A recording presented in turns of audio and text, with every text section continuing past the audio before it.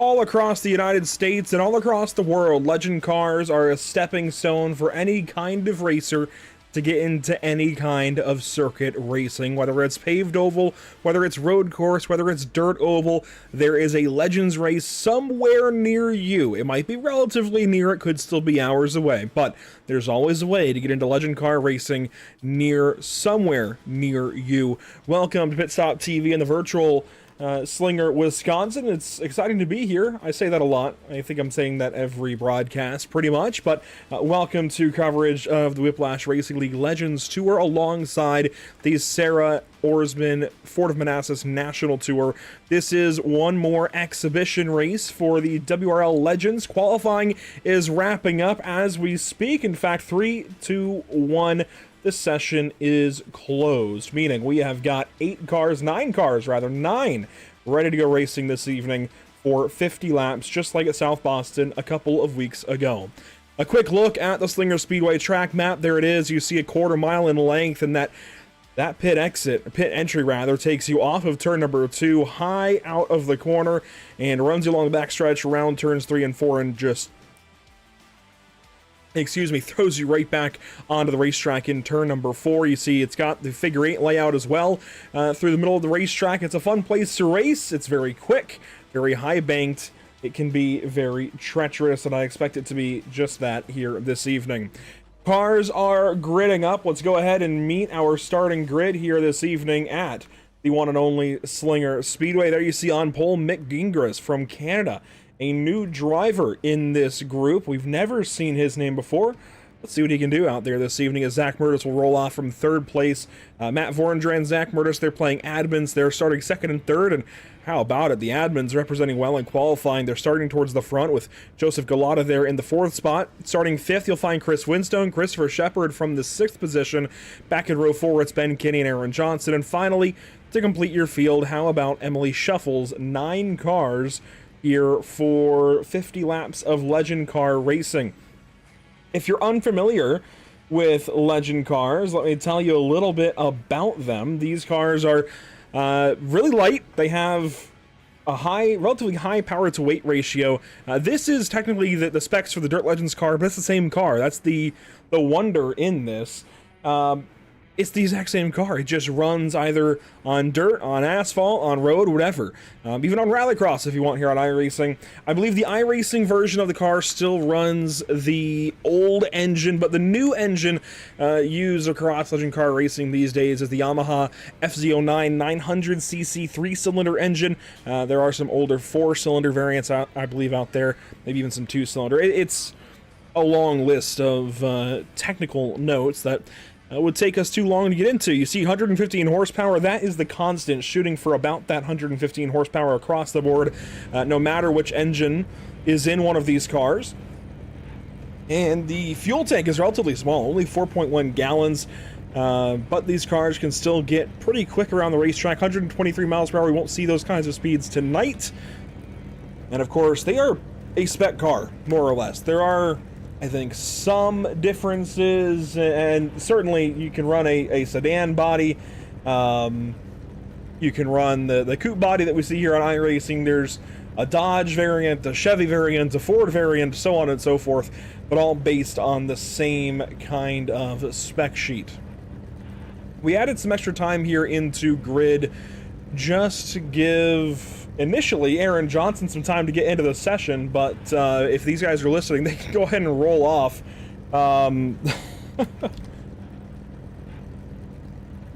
We can get this race started. So this is a joint effort a little bit with Whiplash Racing League and with the SARA National Tour. And of course, we are here as well for the SARA Ourisman Fort of Manassas National Tour. This will be the CNC Golf Sales Slinger Nationals, race number 2 on the National Tour here in 2026, brought to you by Ourisman Fort of Manassas, as well as, well, of course, this evening, CNC Golf Sales and Whiplash Creative and all the other partners of the series. We got super late models on the racetrack this evening, the first of 3 super late model races here this season. And it's here at Slinger Speedway. Should be a lot of fun as cars should be rolling off the grid, I would think, any time.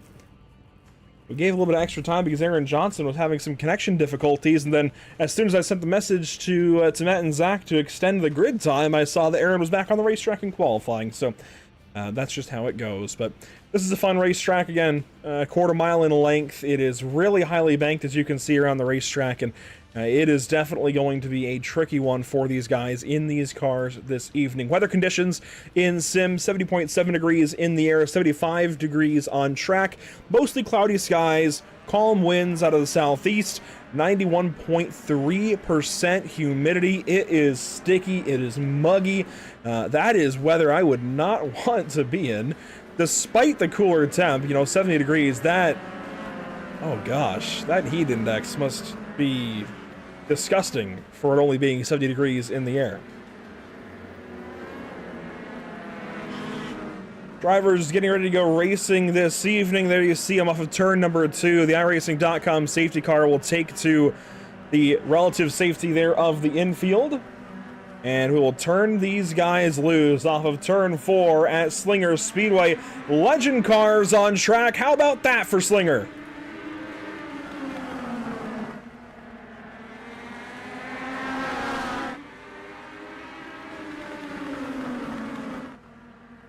This is not an easy track in this car. It already is not the easiest of cars to drive. Again, the high power weight ratio makes it a handful. And look at these guys side by side, 3 wide down the back straight. How about Matt Vorndran off the top side of the racetrack? He's going to get clear ahead of Zach Murtis. The admins are dueling second and third as Gingras goes fastest. Murtis in the 3rd spot, Galata, Shepard, your top 5, Kinney and Winstone back there in 6th and 7th. Then it's Shuffles and Aaron Johnson at the back. Aaron Johnson will be running in the Super Late Model race this evening, and he runs a lot of those late model races. I'm surprised he's this far back in this race. He's got maybe still battling some connection difficulties. Yeah, you see it there for the 78. Emily Shuffles, she's just trying to figure this racetrack out. This is where the highest banked racetrack she's been on as far as oval racing goes, aside from maybe Daytona. As Vorndran will go fastest in the 2nd spot. That is in a battle a little bit with Zach Murtis. He's starting to get away from the O2, as Murtis now has a mirrorful of Galata in the 4th spot.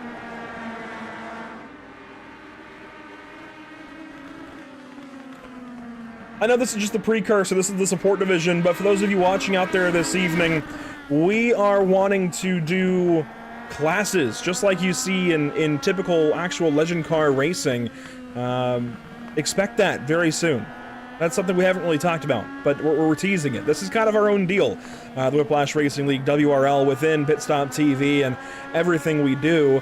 And we very much want to bring in that real-world side of legend car racing. So if you're out there listening, watching this evening, and you know anything about legend car racing and you want to get involved, and now is the time to do so. Get in contact with us. Our Discord link, here it is, bottom of your screen. Although it's the top end of that right-hand column of links, the Discord link, discord.gg/A, capital P, the number 3, lowercase t, the number 8, capital V, capital C, the number 7, and lowercase v, lowercase z. Best battle on track. You're watching it, if I can get the words out. Murtis, Galata, and Shepard. Shepard will also be doing double duty. In fact, there's 3 drivers in this race, I believe, doing double duty this evening. Vorndran in 2nd, Shepard in 5th, and Johnson in the back fighting his connection difficulties in the 9th position. But I am very confident that Aaron will be much farther up the order if he just wasn't having those difficulties with his connection this evening. It's very unfortunate to see that for Aaron. He's, in my opinion, one of the good guys around the Sim Auto Racing Association, and he is starting to bring some fight. Maybe no.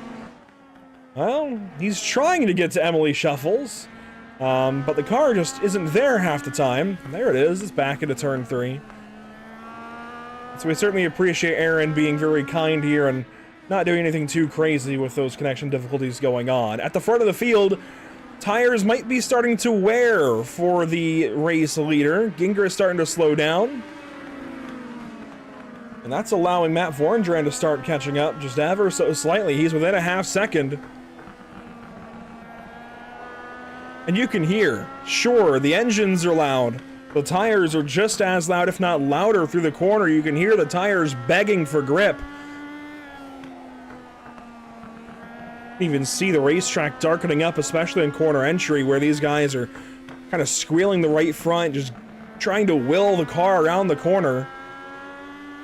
Vorendran might have something here, as Johnson will pull off and take that car to the pit lane. I think Matt's going to have something here for Gingras for the win. I know we've still got over half the race to go, but a very green flag look so far, and the 00 is making good pace.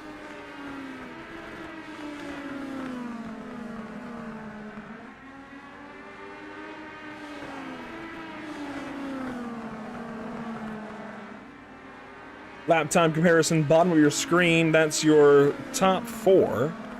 Gingras last lap, a 12.931. We'll see what it is here. 13.031.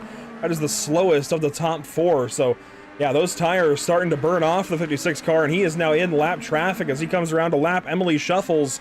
Emily gets up out of the way. Good on her.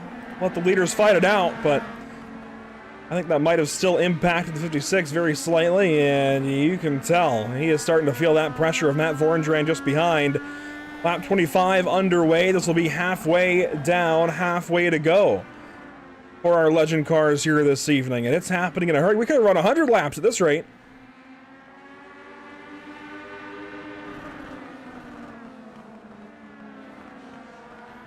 That's halfway.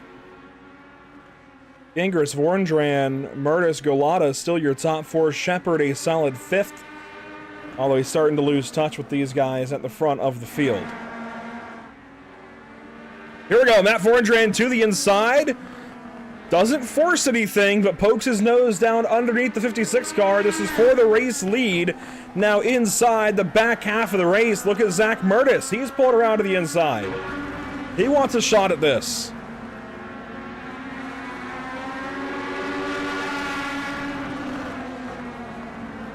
Golota simply waiting for an opportunity to potentially strike at these 3. Mertis doing the same. Looking up at the front row of these two, thinking, where do I go? Gonna try to help Vorendran on the bottom, maybe, as... Here we go, nearly 3 wide off the corner. Mertis will stay low, right in behind the 00. Maybe a shot there to Vorendran through the corner and off the corner. Wow!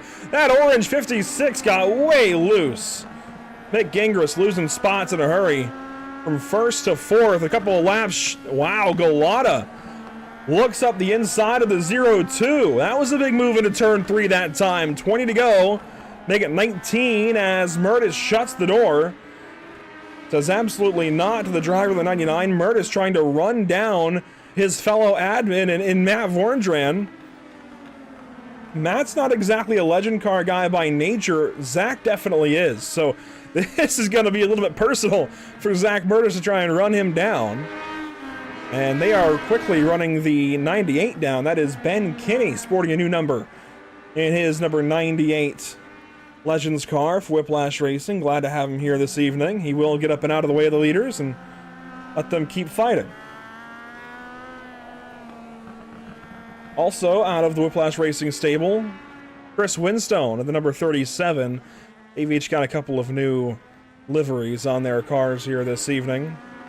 Winstone currently in 6th. He started this race in 5th spot. Not doing too bad at all.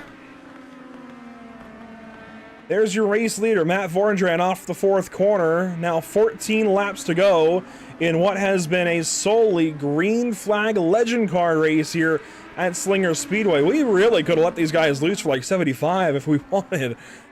Oh, man. That's the question, though. Do we start running these guys for 75, or do we do maybe a 40-lap legend race and a 30-lap mini-stock race, huh? Gotta start thinking about that.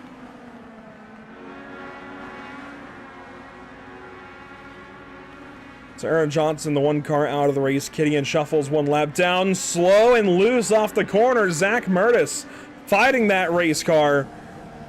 Just trying to will it around the racetrack for grip. He's got pressure now from behind. Golota right back on his back bumper. And the Double zero pulling away. The 0-2 grabs the wall. Zach Mertis struggling with that race car.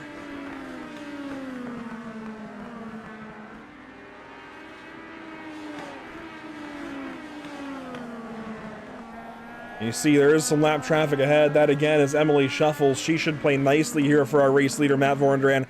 And the car is trying to chase him. Actually, Shuffles in the wall. A big hit there for the number 7. She's going to take it up the racetrack. She does not pull off the track, which is fine. But yeah, that definitely spooked her. That definitely did some damage to the number 7.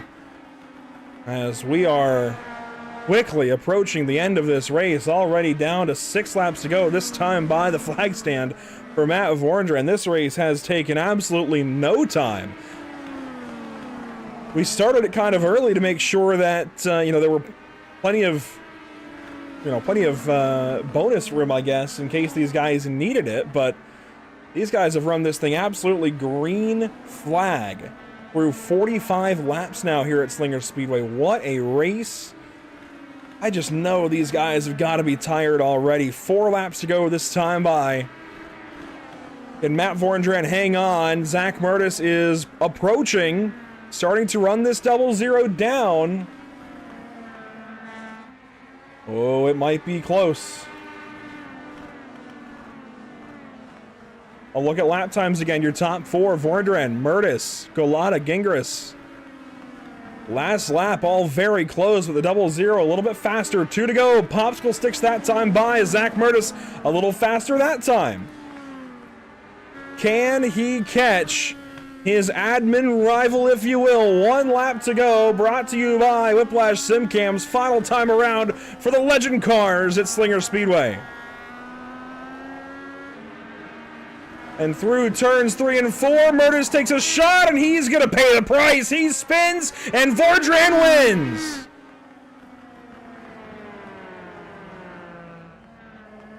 How about that? The last-ditch effort from Zach Mertis. He took a shot. I give him that. He gave it the old college try, but... and he got to the back bumper, admittedly. He got to the back bumper of the double zero, but that was never going to work. And Matt Vorndran gets to do some burnouts here.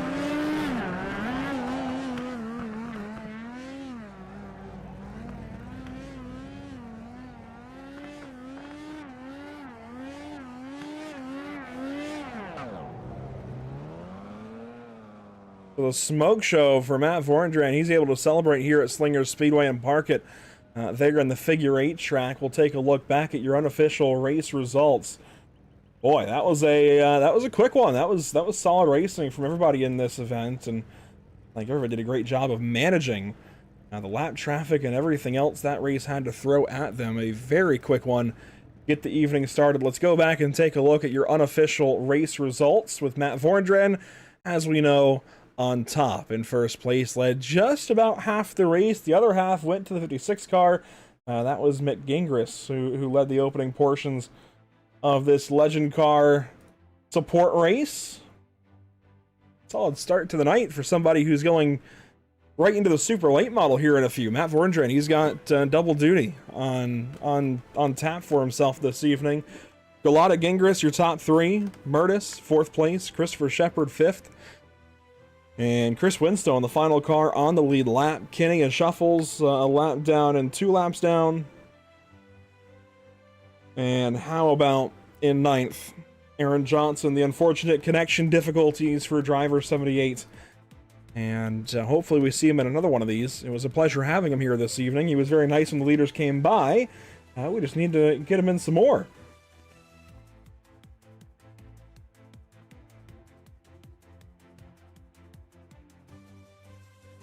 My own admins aren't joining me for broadcast interviews. I'll have to move them down here.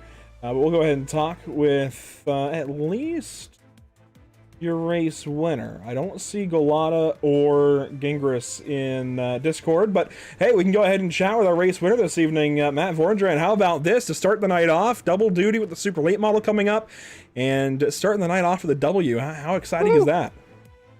I feel good. This is my track. I loved it. Every bit of that race. it was he got out ahead, and I was like, man, how long is this going to take me if I can reel him in? And it happened, and then I knew Zach would get to us, battling. I was just praying for no 3 wide. I know he was thinking about it. But yeah, that was a blast. I love racing this track. Obviously I'm only, short distance away, so I go pretty often, but yeah, it's super fun and great way to start off the night. I hope I can keep this going. We do too, and yeah, that was a great way to start the evening off. A lot of great racing in that one, even though it was flag to flag, really no incidents. I don't think there actually was an incident until Murtis decided to go ahead and pound your rear bumper into turn 3. But what was the tire wear like? Because it seemed like from the get-go, around lap 15, lap 20, there started to be some more sliding, and the 56 was slowing down. You were reeling him in. Does that come from knowing the track or knowing the car at this point?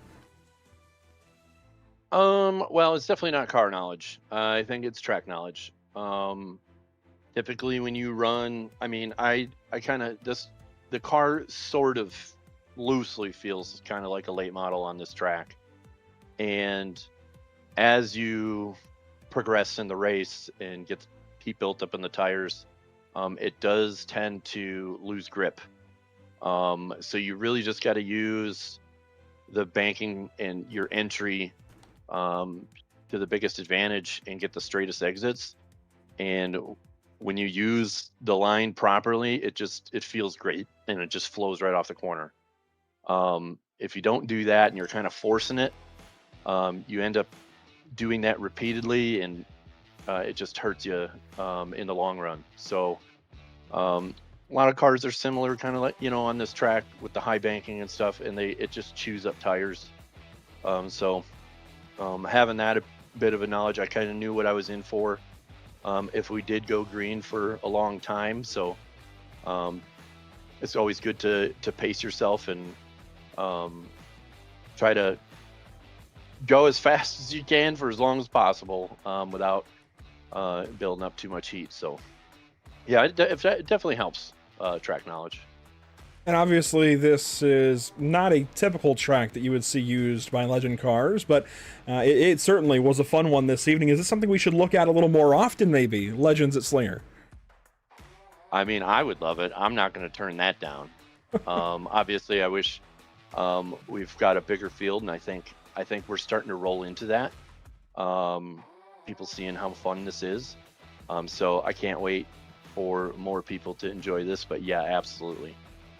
We can run Slinger every week if we wanted to. I'm okay.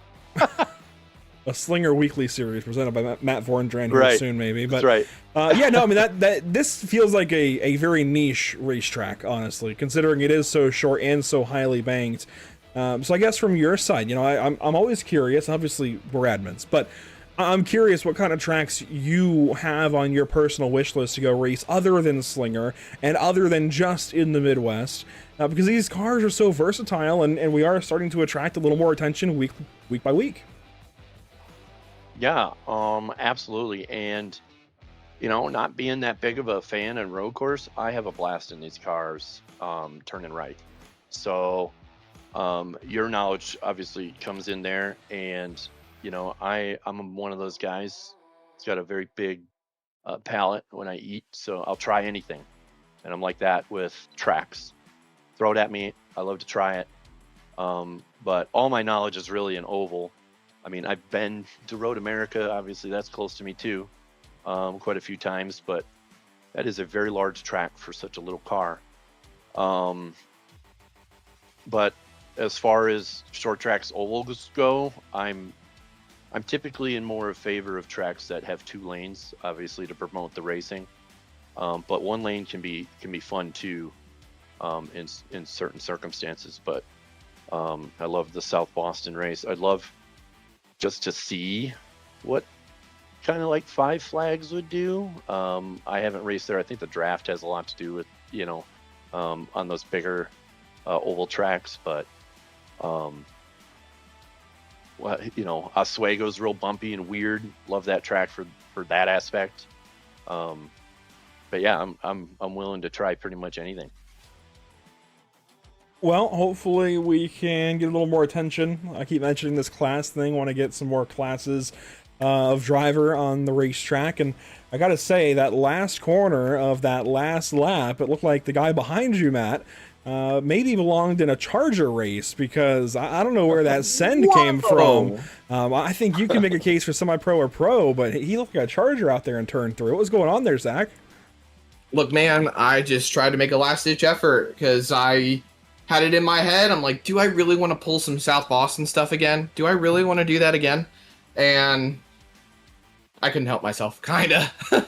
I had so much fun. That was a really, really fun race. We were all battling really hard for just about the entire race. I mean, nobody really got away from each other. And then I screwed up a little bit, and I was like, I gotta get this back, I gotta get it back, and then I just decided, you know what? If I'm close enough, I go for it. I looked at my relative, I was about 4/10 back, and I said, you know what? What do I have to lose? Well, 2 spots is what I had to lose. Yeah, that was pretty clear there out of turn four. Well, I guess I'll ask you this, Matt, before we let you go, since I know you've got to get ready for the super race. Is there anything that we just used in this legend car race that you could apply to the super race, or is it completely just wipe the slate clean, forget everything that just happened, and put your head down with the super late? Well, I'm the only thing similar is the track. The super drives so much different.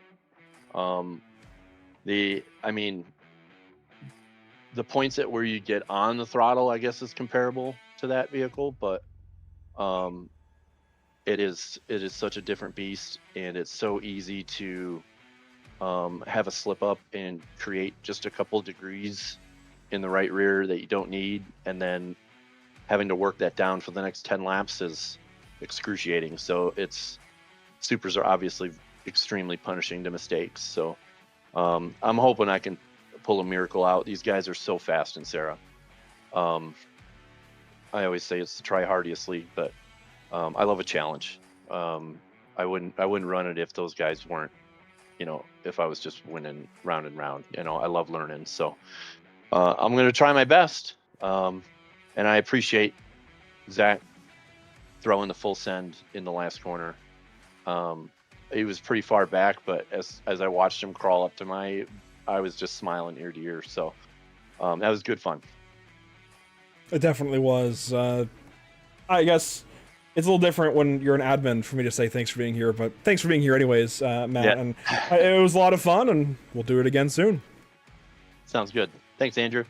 Matt Vorndren getting ready for super late models. Matt, best of luck to you in that one. And Zach, as we get ready to cover the super late models, this is going to be a completely different kind of game with supers on the track here. And if we look at the racetrack from above, it's tiny, and this track map doesn't really do it justice because on some of the more recent track maps that we've done that are really tight racetracks, I try to get the actual width of the blue layout, the track layout, pretty close to what it actually is, and this is not that way. This is a narrower, I mean, you can see it behind the track map graphic, right? I mean, it is very tiny, and the track therefore looks proportionally wide, especially with legend cars on track. That doesn't help at all. But when we get supers out there in a little bit, man, it's going to be so narrow, nowhere to go. A really, really tight place to race. Yeah, and honestly, I hear what you're saying, but at the same time, I don't fully agree, which, I mean, it wouldn't be a Pit Stop TV broadcast without you and I at least disagreeing on one thing, but these legend cars are eerily going to be similar to the super late models that we'll be seeing soon, and I mean that in the sense of fast race cars with very little grip that are constantly on the edge, and you have to drive them to the best of your ability. So I think we're going to see some similar aspects when it comes to the super late model and the legend car. We've seen the super late model on Pit Stop TV here before at Slinger. We've seen a lot of great racing with SARA here at Slinger, and I think the racing overall is going to be eerily similar. Maybe not a last-ditch send into turn 3, but still similar in a certain sense. It will definitely be different. It'll be similar. We're still at Slinger going in circles, but very, very different. I mean, I will say, I guess what is similar between the two cars is a decently high power to weight ratio. The Super is a little bit lighter, and the Legends car is very light for the power that it has. So that will be a similarity, high power to weight, and for that reason, I think we'll see maybe still some good drive out of Matt 400. I don't know what he's got. Until we get into qualifying here shortly, we've got really no way of knowing exactly what he's got under the hood, but a great way to start the night off for sure. As we get ready, I do want to, we can take this as kind of a quick pre-race spell here for the National Tour coming up, and look at the point standings. Look at this. I mean, Chase Williamson on top after dominating at South Boston a couple of weeks ago. Colin Murphy second, Cody Kelly third. It's still so early, Zach, but this is very telling of just how abnormal I feel like that race at Sobo truly was. Sobo was an interesting circumstance, I will say. That really surprised me. There were a lot of guys hanging tough on the top side, which I know we had talked about was eerily similar of the times we've gone to Oxford, where the outside line has really started to come into its own. But, a lot of the heavy hitters that we expected to be closer to the front started struggling as the race went on. And as we got those late race yellows, it really started to take even more shape. I mean, we expected Alex McCullum to be ripping up at the front, but we saw him drop back early. He fought back up to the front, and he had the ability to put that car in the race lead, but it just didn't work out the way he intended it to. Colin Murphy did everything he can to try a last-ditch effort to get underneath Chase Williamson, but with how tough that top line was, Andrew, it was just almost impossible to make a late race pass on the bottom at that point. And of course, these point standings are going to vary differently because everything we're talking about, reminiscing back to South Boston a couple of weeks ago, that's all going to happen again tonight. And it's going to be, proportionally the same amount of points as we earned the week prior, right? So we're doubling the amount of points. It's all going to change until we get a couple more rounds, and there's really not much stock that you can put in those points. But we can take a look at the schedule and see that we are here this evening at Slinger Speedway for 200 laps in the Ourisman National Tour, well, now CNC Golf Sales Slinger Nationals. So good to be here, good to have a new sponsor on board as well for this event. And then from here, in a couple of weeks, we head out to Langley for Hampton Heat, and it's Oxford in August, and a little while longer until we get to Martinsville, and then even longer until we get to Five Flags for the simrapmarket.com Ball Brawl 250. That's always a staple on the SARA calendar, even outside of this national tour. Obviously, it's good to have this national tour going, Zach, but that event has been a staple for over a decade here on iRacing and in the Sim Auto Racing Association. Also, this will be the first race tonight of the Privateer Super Late Model Triple Crown. So breaking the Supers out for the first time tonight, we'll get them back in action at Oxford and again at Five Flags. We will have, of course, late model stocks at Langley and at Martinsville. But that said, we'll take a quick step aside and get ready for Super Late Models to hit the racetrack here shortly. Before we do so, Zach, a big thank you to those who make it happen for us with the channel and as well with the series. So first up, the SARA sponsors. Here we go. Ourisman, Ford of Manassas, Crow Sim Shots, Only Short Tracks, Privateer Race Products, RJW21 Management, Shug Steakhouse, SimRepMarket.com, Throneburg Construction, and added for this event and beyond, CNC Golf Sales, helping out with the series now. And a big thank you to our partners as well, Whiplash Simcams, MXWraps.com, ATVO, Murtis Esports, CC's Business, the North American Racing League, Whiplash Creative, and TZO Designs. Zach, I guess we can call Galata passing you out of turn 4 the Murtis Megamis of the race, perhaps? She's adding salt to my wound right now. I hope you know that. Yeah. If you know me, I like to throw a little bit of salt in there. It's kind of like when we go at it in Minecraft. But we'll leave that for another day, and we'll get ready for Supers to hit the racetrack. Thanks for joining us so far. We hope you'll stick around. Super Late Models coming at you. Do not go anywhere. We're on track for practice and qualifying very, very soon.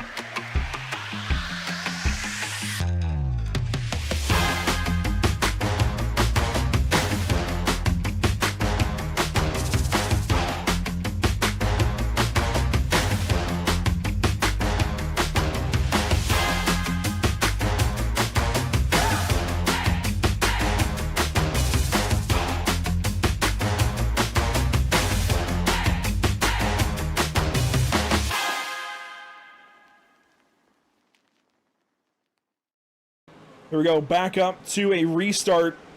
Quickly, let's go over the overtime rules. We're about to go back green, but we get 2 laps, a green lap, a white lap, and then checkered. If the green lap is completed, the race is official. If the green lap is not completed, we re-rack and restart, and we do it all over again. After all 3 attempts are used, a caution can end the race. Here we go, green flag back in the air. We are racing again here at California.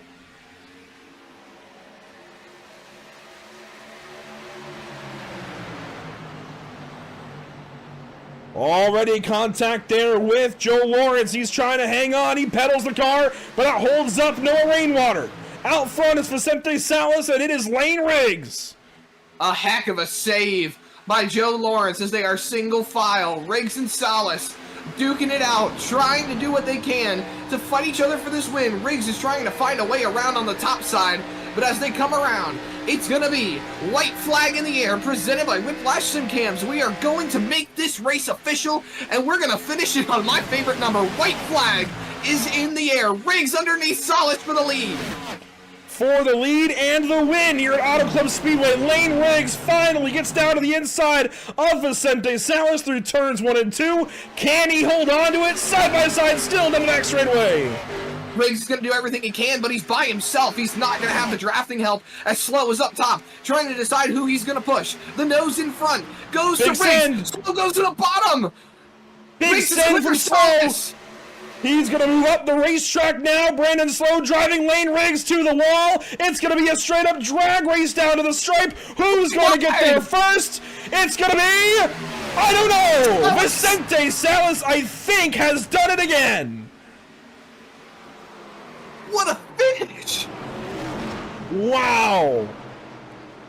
What a run to the end by these drivers. Officially, Salas gets it, and Slow and Riggs tie 17 100ths of a second, 17 1,000ths of a second behind Salas.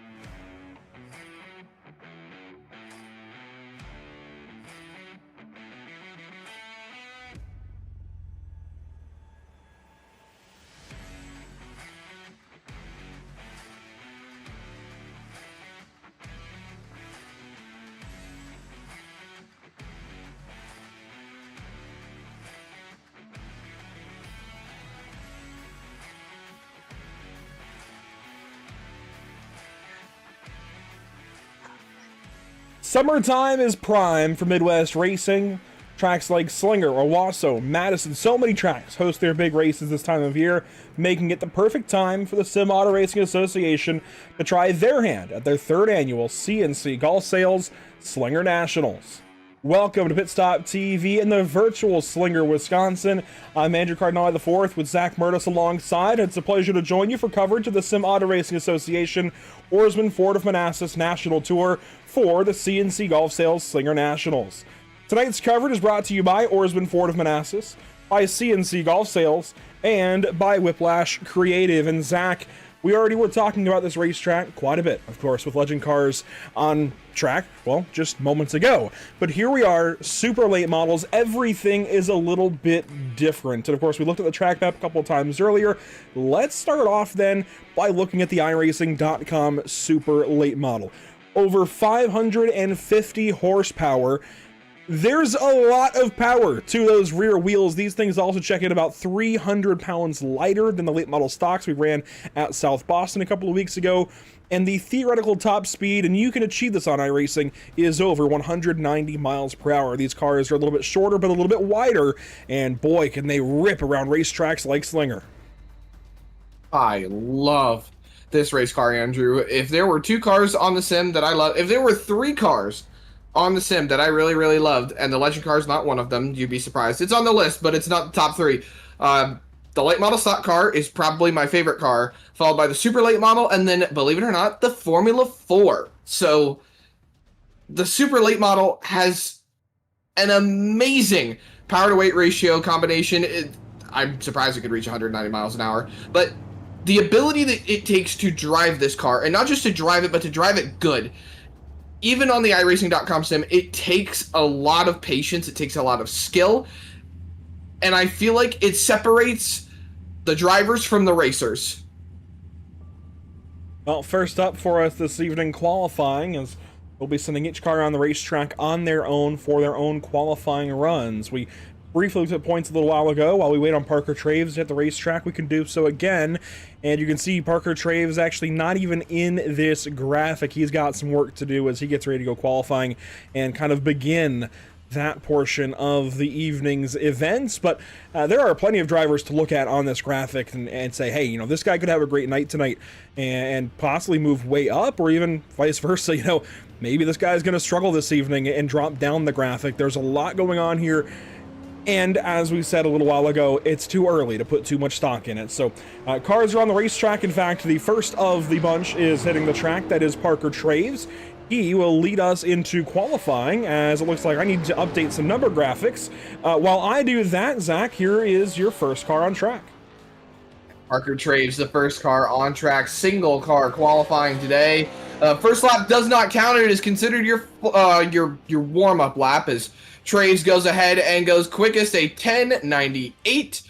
That is quickest for your first qualifier on the day. Next one up, that's going to be Daniel Pope II. He's going to rip it around the top and try to find his footing in what is only just, I believe, a single lap here. No.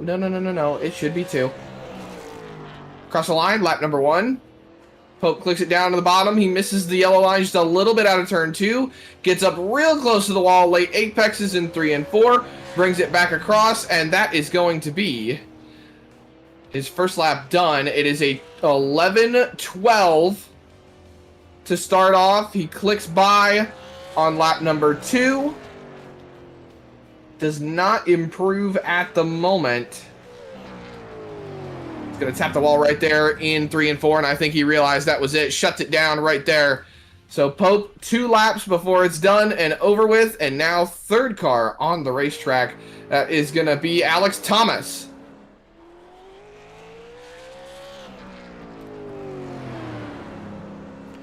The graphics on screen, the number graphics might take a little bit to update, but bear with us on that. I can do a reset if I need to. I'm just trying to avoid that, as yeah, we're starting to get more of them loading in. So Alex Thomas out of North Carolina, lap 1.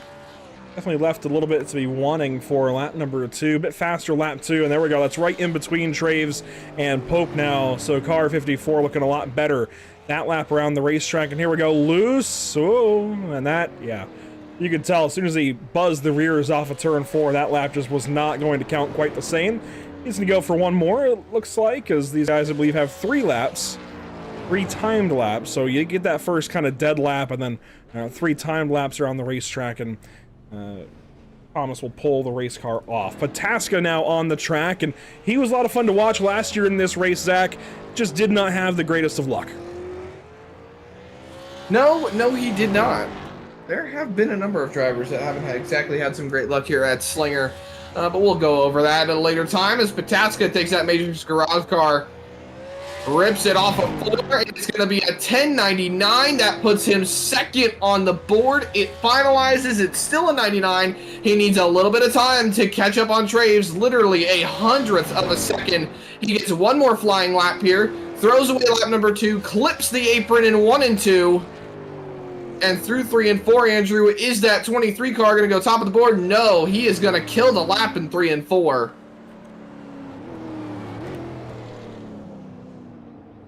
And he'll take that car off the racetrack. Just 4/1000ths of a second off fast time so far. And here goes Matt Rolfe onto the track. Let's ride on board.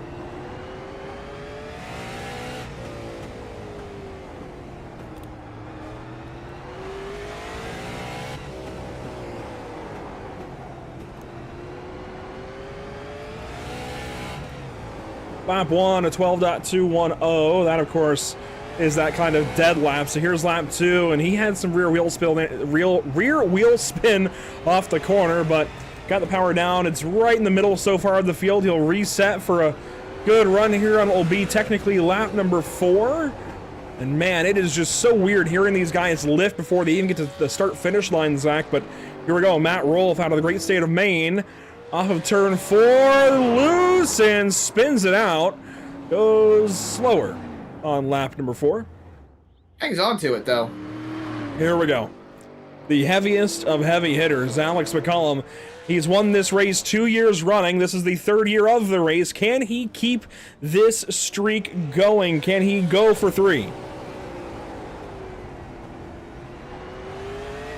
Nice and easy line down into 1 and 2. This is the lap that's going to matter, Zach.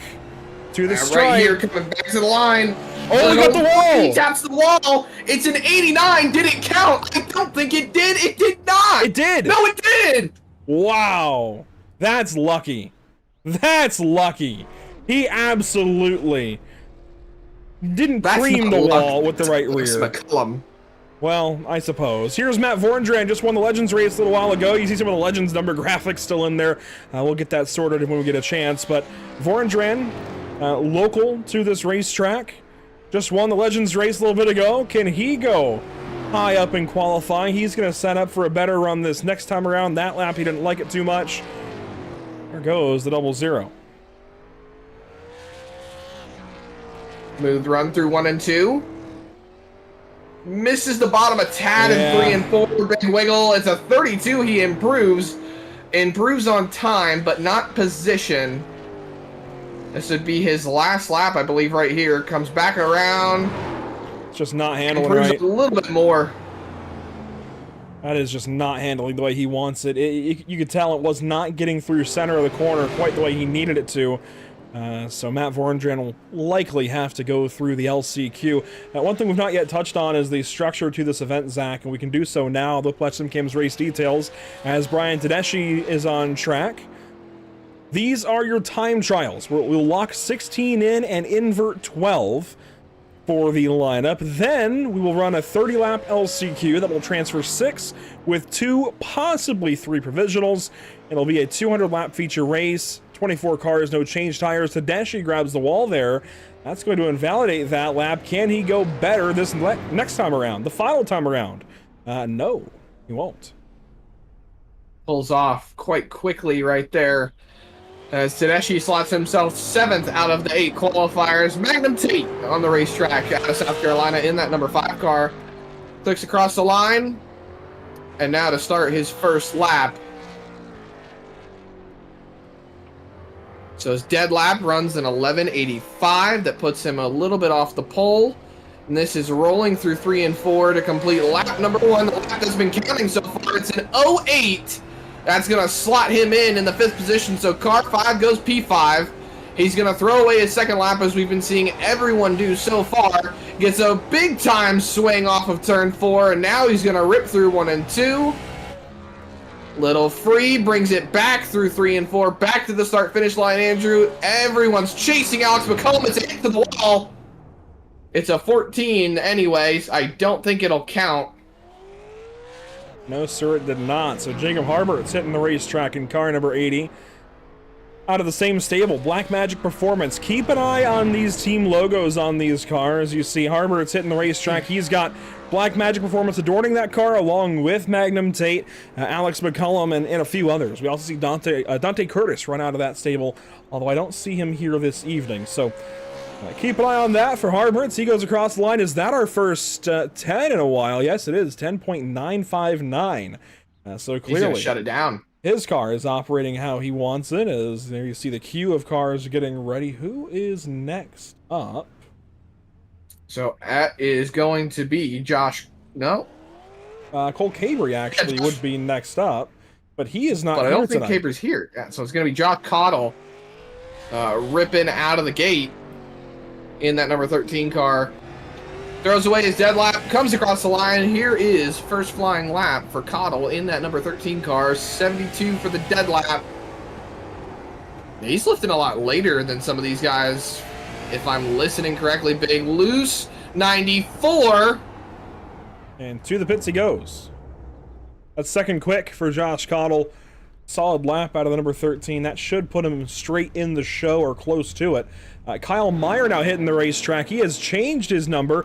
This was technically in effect for South Boston, but Matt forgot to send us the graphic for it. So no worries there. He is now in the number 94. And Zach, I can only imagine this has to be to differentiate him in your brain away from Keith Jeffrey. Maybe just a bit.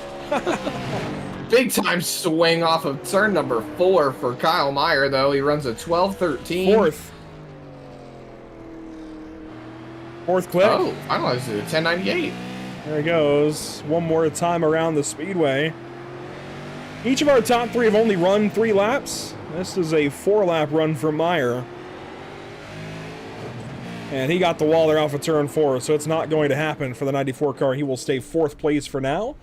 Following Kyle Meyer, Colin Murphy at the racetrack in car number 9. There he is, out of Wisconsin. So another one of the locals. I noticed Pataska also out of Wisconsin. So plenty of cheesehead flavor in this race.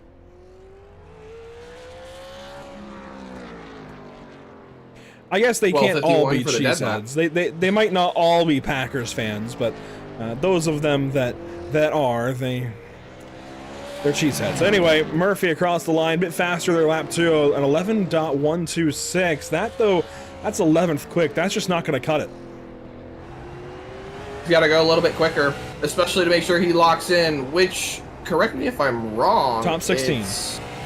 Thank you. Top 16 lock in. And then how many are we taking from the Consi? That'd be 12. Or, sorry, no. So, sorry, we invert 12.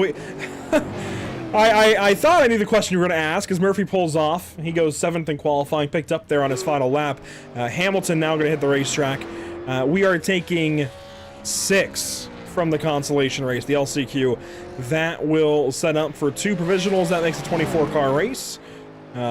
I did notice on the bulletin from Matt Rolfe, we have the opportunity to take a 3rd provisional if we need to, if he feels the need. And I could only imagine that is in response to Keith Jeffrey. I forget who he moved, but moved somebody in the LCQ at South Boston, and they were out of the show the rest of the night as Cameron Hamilton goes quick, 4th quick there on his first real good flying lap. He's working around the speedway now for his final attempt.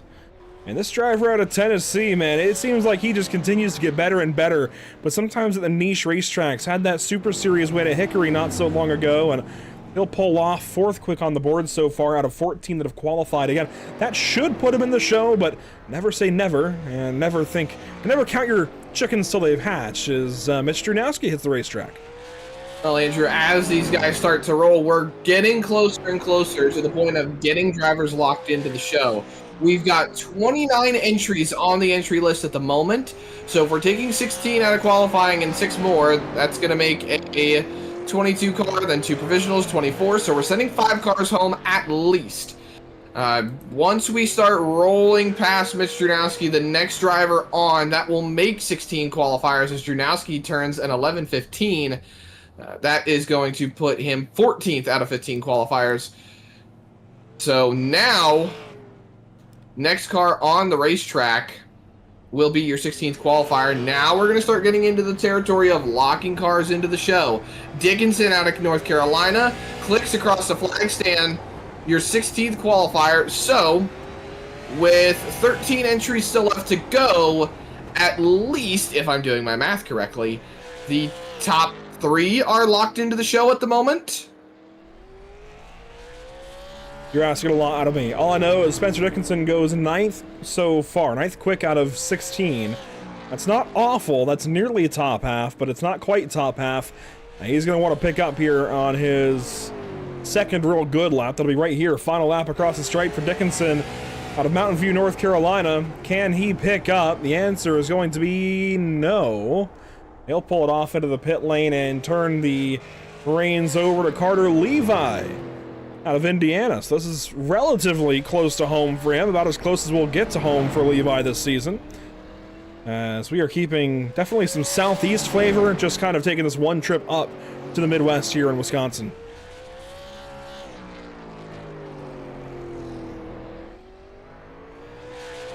Levi clicks across the line. It's an 11 flat. That's going to put him up in the 8th spot, and he shuts it down immediately. Takes hold of a top 10 starting position, and the first car out now is going to be Matt Vordran in that 00. Yeah, and that unfortunately, on the cut line. Unfortunately, he had to know that was coming, that he was not going to advance in off a time like that. Yeah, unfortunately, his car is not turning in the center of the corner. And, you know, we talked with him briefly. I wonder if that could be a time of day / weather thing. If maybe that car, you know, lights up, hooks up in the nighttime when the track cools down, and, you know, as Langford goes around the racetrack, that's 11.76. That is currently, well, I'm looking for him. That's dead last, actually. So Langford really not looking good here in qualifying. They could both be having similar but different issues. Let's see if he gets any faster this time around, and then I'll make my point on the weather as he's loose off the corner. It's a little faster, but that's going to keep him 18th out of, no, it does bump up 14th out of 18 so far. But Zach, it's not exactly any safer. No, but the point that I wanted to hit, as Kendall Tucker hits the racetrack, that's not even the right, hang on, let me catch up, where am I at?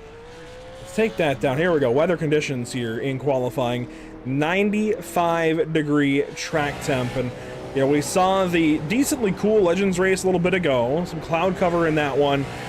With the track temp in the 70s, this is very different. This is a hot, slick racetrack, clear skies. You can tell they are struggling for grip, especially off of turn 4. Tucker, decent that first time around, abandons this lap. He'll go for one more. It seems like the later we go into qualifying, the more these guys are starting to struggle. Tucker finds some footing, gets real close to the wall. Let's see if this one registers and counts. Back to the start-finish line. It's an 04. That should put him into the top 10. It does. P9. That bumps Spencer Dickinson out of the top 10, and that puts Pope on the cut line as Steven Oberstadt takes to the racetrack in that number 3 car. He's got the CNC. He's got the CNC Golf Sales colors on his car. You see, the graphic says 8. Again, that is because we ran the Legends race a little bit ago, and some of the number graphics copied over, and they aren't exiting the folder, unfortunately. So we will have to do a quick reset after this qualifying session. But he is the number 3, and he's trying to implore some of that Dale aura, I suppose, in this qualifying session and through the entirety of the evening. But so far, qualifying not going Oberstadt's way. He is way off. Yeah, back to the start-finish line. It's going to be an 11:23. He improves ever so slightly, but he's going to keep himself down the running order just a bit, I believe, in the 19th position, yes. And now Chris Horton hops onto the racetrack. It's a bit of a slow start coming out of the gate, but the dead lap is the dead lap for a reason. Gets to throw away, and get a little blinking there from Horton. Clicks across the start-finish line. Starts lap number 1. Horton's going to take that 42 car down into turn number 1. And into 3 ever so quickly. 12-second laps here. It makes it so easy to lose track of time. A 28. That's really slow for the 42 car. And we are going to send some cars home. We can only start a maximum of 25. Really, we're aiming for 24. So we are going to send some of these guys home, and very soon, these guys are going to start realizing, oh man, I'm on the chopping block. Now, they will have the LCQs that try and still race their way in, as Horton picks up that lap at 11.104. He picked up a lot. And that is enough to put him now 15th. I mean, he's provisionally in a spot in the race, but that's likely not going to hold. And oh man, I've been waiting for this car at the racetrack. I just hope Aaron Johnson's Alabama internet can hang on. Oh boy. It did not look good in Legends race. It's not looking any better right now. But this is easily the best paint scheme we've ever seen in an Aura race. There's no contest, in my opinion. The Gray Ghost colors for Aaron Johnson. Golly, I love this car. This was my favorite. I know Dale Jr. does not own the paint scheme, but I was 8, 9, whatever, and so I knew it as a Dale Jr. paint scheme when Dale Jr. ran it as a throwback so many years ago to Buddy Baker. And I fell in love with it then. I've loved it ever since. This is a fantastic paint scheme. Unfortunately for Johnson, his qualifying is not going to go that great due to some of the internet issues. I think a lap was scrubbed there, but he'll go 15th so far. That bumps Horton to 16th. Horton on the cut line as Rogers hits the racetrack. Yeah, Devin Rogers, number 25. And no sponsors on that car. That's kind of interesting. Like it rolled down to the 5-star factory a couple hours ago. They put it together and said ship it. Yeah, no manufacturer decals on there either. Just numbers and a grill. As he rips across the line, it's a 51 for Devin Rogers. The track really starting to show that it is slowing down more and more as these guys that we're expecting to see further up just not having the laps that they want to see. A 30 now out of Rogers, still last out of all of these qualifiers, and he's going to click by one more time across the line. Oh, wow. When he hits the wall, so that's not even going to count. A 69 once he crosses. So Rogers, the slowest qualifier out of anybody right now, that puts him 23rd. That keeps Horton conditionally in the race right now, but Samuel Roush out of Arizona is going to take to the racetrack in that iRacing.com racing machine. We have only got 6 qualifiers, 5 left after Roush. So it looks like conditionally, if you are 10th or higher, you are locked into the show. 11th, really. 11th or higher, you're locked in. Sam Roush, 21st that first lap. Hey, any cars you can put behind you is going to be helping the LCQ. That car loose off of 4 that time as he was trying to get the run at the lap, and unfortunately I think it's going to hold him back. Anytime you mess up that run off of turn 4, it's likely a sentence to the back of the field. Trying to push out of 4. He picks up a little bit. That puts him now 19th. It's a better starting spot, at least for the LCQ, but Roush with some work to do for sure. And here we go. Maybe this week, the most anticipated qualifying run of the entire field, because he pulled out that win at South Boston a few weeks ago. And Chase Williamson hitting the racetrack in car number 51. This will be exciting to watch.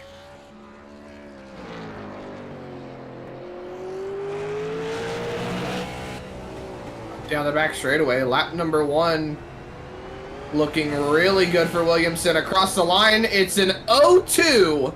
That's going to put him up in the top 10. It puts him P9, and I think at this point he's going to shut it down. Or maybe go for another. Yeah, here we go. Go for another. Set it up. What's the worst thing that's going to happen? You ain't got to pay for the tires. You ain't got to pay for the gas. You ain't got to pay for the engine. Go rip. See what you can do here. Can Williams? Oh, no, he knew it. He knew it wasn't faster, so he walled it there. And again, you ain't got to pay for it. It's iRacing. That's not the end of the world if he walls it there. To some frustration. Trevor Edwards out of Kentucky on the racetrack. Trying to be a little bit faster than a tortoise here this evening, but we'll see what it can do.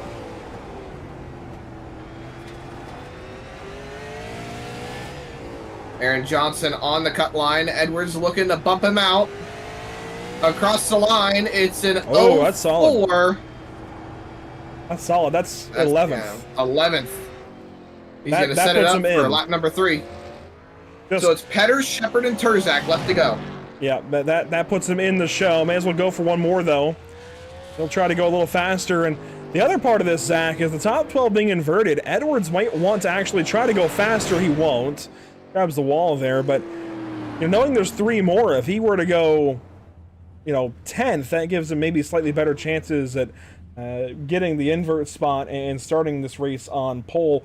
12th place will, of course, become pole position. So next up after Edwards should have been Turzak, but it looks like maybe he's not in the session currently. So Turzak not able to hit the racetrack currently. That puts Chris Shepard on track. Here, though. Something's going on with the 15. But Shepard then, he just ran the Legends race and I believe he finished 5th. Here he is now on track with those BMP logos on the car. It looks really, really cool. That, you know what? There is kind of an attitude around July 5th here in the household. That as soon as we cross over onto midnight July 5th, it becomes Halloween season. And let me tell you, this paint scheme looks the part. Okay, we're going to touch on that a little bit later on. But rolling up across the start-finish line, Shepard puts himself still well down the running order. Admittedly. So that's going to lock in Matt Rolfe to the show with 2 cars left to go. Tate and Thomas, the ones that are able to be bumped out still. Petter looking to be the one to do it. Rip into the top side to set up lap number 1. Dead lap's going to be in 11:53. And really, Zach, if you're Magnum Tate, I don't think you're too worried right now, knowing the issues are happening for Turzak. But if you're away lap 1. If you're Thomas, maybe you're a little concerned, as maybe you're a little less concerned now as Petter throws that lap away. We'll see what he can do here. Well, he can't throw away lap 2 now to set up lap 3, so he's got to scrub these tires in now. Across the line, it's an 06. That's not going to be enough to put him into the show just yet. He needs a little bit of improvement. Actually, no, it puts him 12th. Never mind. And 39, he will lap number 2. bump Alex Thomas into the LCQ. Turzak has made it back to the car. Maybe had a quick porta potty run, who knows. And his blacked out number 15 will hit the racetrack for the final qualifying run of the evening here at Slinger Speedway. And then we'll run that 30-lap LCQ, a short warm-up, and then go racing this evening for 200 laps. Can Turzak bump Magnum Tate into the LCQ, or will Turzak have to come through the 30-lapper? Looking across the line. 3. I would certainly expect him to be in the show, though, and he is. He parks it, 5th place. That'll do for the Virginia boy, Kyle Turzak. So that will bump out Magnum Tate and set him LCQ racing with Matt Rolfe squarely on the transfer bubble. He will just stay in a transfer spot literally by 1/1000th of a second over Magnum Tate. So props to Matt Rolfe for figuring that one out. That will also invert Trevor Edwards onto pole. I told you, Zach. I told you.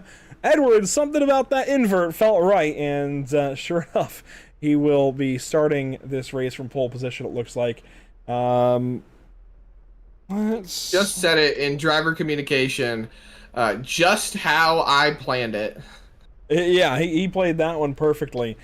Zach, we are going to take a quick step aside once again as we do that reset I mentioned with graphics, and be right back to you. Don't go anywhere.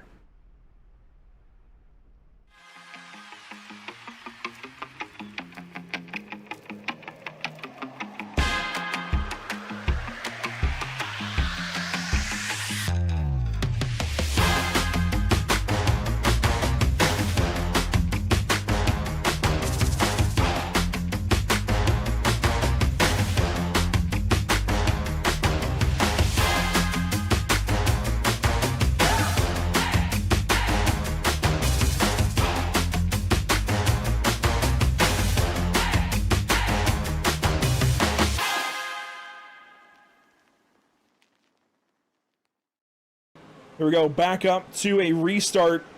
Quickly, let's go over the overtime rules. We're about to go back green, but we get 2 laps, a green lap, a white lap, and then checkered. If the green lap is completed, the race is official. If the green lap is not completed, we re-rack and restart, and we do it all over again. After all 3 attempts are used, a caution can end the race. Here we go, green flag back in the air. We are racing again here at California.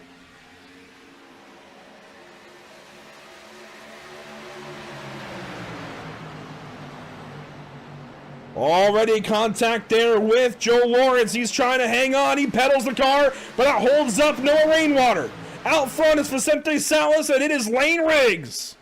A heck of a save by Joe Lawrence as they are single file. Riggs and Salas duking it out, trying to do what they can to fight each other for this win. Riggs is trying to find a way around on the top side, but as they come around, it's going to be white flag in the air presented by Whiplash Simcams. We are going to make this race official, and we're going to finish it on my favorite number. White flag is in the air. Riggs underneath Salas for the lead. For the lead and the win here at Auto Club Speedway, Lane Riggs finally gets down to the inside of Vicente Salas through turns 1 and 2. Can he hold on to it? Side by side still down the back straightaway. Riggs is going to do everything he can, but he's by himself. He's not going to have the drafting help as Slow is up top, trying to decide who he's going to push. The nose in front goes Big to Riggs. Slow goes to the bottom. Big Riggs send for Slow. He's going to move up the racetrack now. Brandon Slow driving Lane Riggs to the wall. It's going to be a straight-up drag race down to the stripe. Who's going to get there first? It's going to be... I don't know. Vicente Salas, I think, has done it again. What a finish! Wow! What a run to the end by these drivers. Officially, Salas gets it, and Slow and Riggs tie 17 1/100ths of a second, 17 1,000ths of a second behind Salas.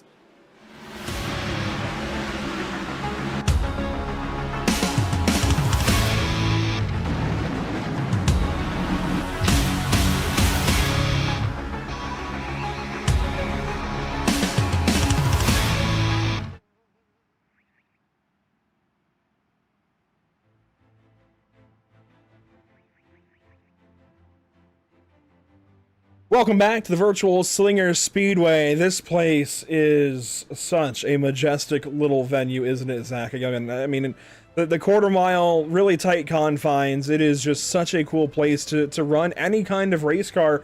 And doing Super Late models here this evening, man, it's even more of a treat. These cars are really a handful, no matter where you take them, but especially here on a tight little quarter mile, high banked.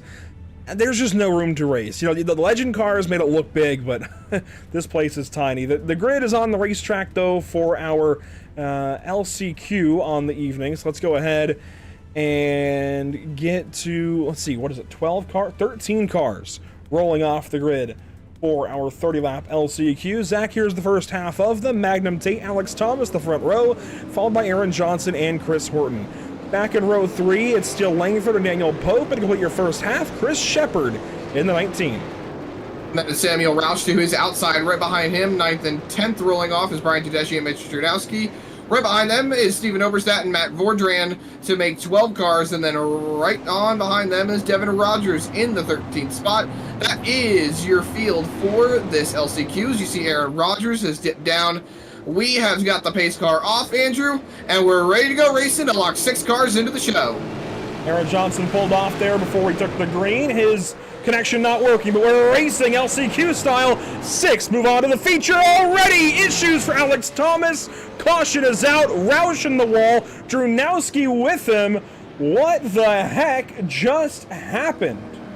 A rocky start. That's what just happened. Multiple cars involved in that one. You saw Roush spinning at the start-finish line. Held on to it, but... oh, man. Everything just went and... straight up went to chaos. That's basically the way to say it. This is a look back at it. This is the initial start. From the initial start, Magnum Tate launches in turn 3. Right behind him, you see Roush. He gets around, and then there he goes. The 54 Thomas gets tapped, and then right behind him, into the wall. There's a lot going on. You saw Sam Roush in the background. Let's see that again. Here we go. There's Sam Roush. He just got loose getting to the green and goes around, hits Oberstadt pretty hard in the nose. And then he and Drunowski have problems. I think, yeah, Roush's car was broken. He couldn't turn. So Drunowski was along for the ride, and that's Sam Roush effectively out of this race already, Zach. So big issues just trying to get the green flag. That's already thinning the field down, though. There are no fast fixes. So all of those issues that are terminal, that's free spots for anybody else trying to make the show this evening. Here we go. Let's try to get this race restarted and try to do it again proper. Green flag again in the LCQ.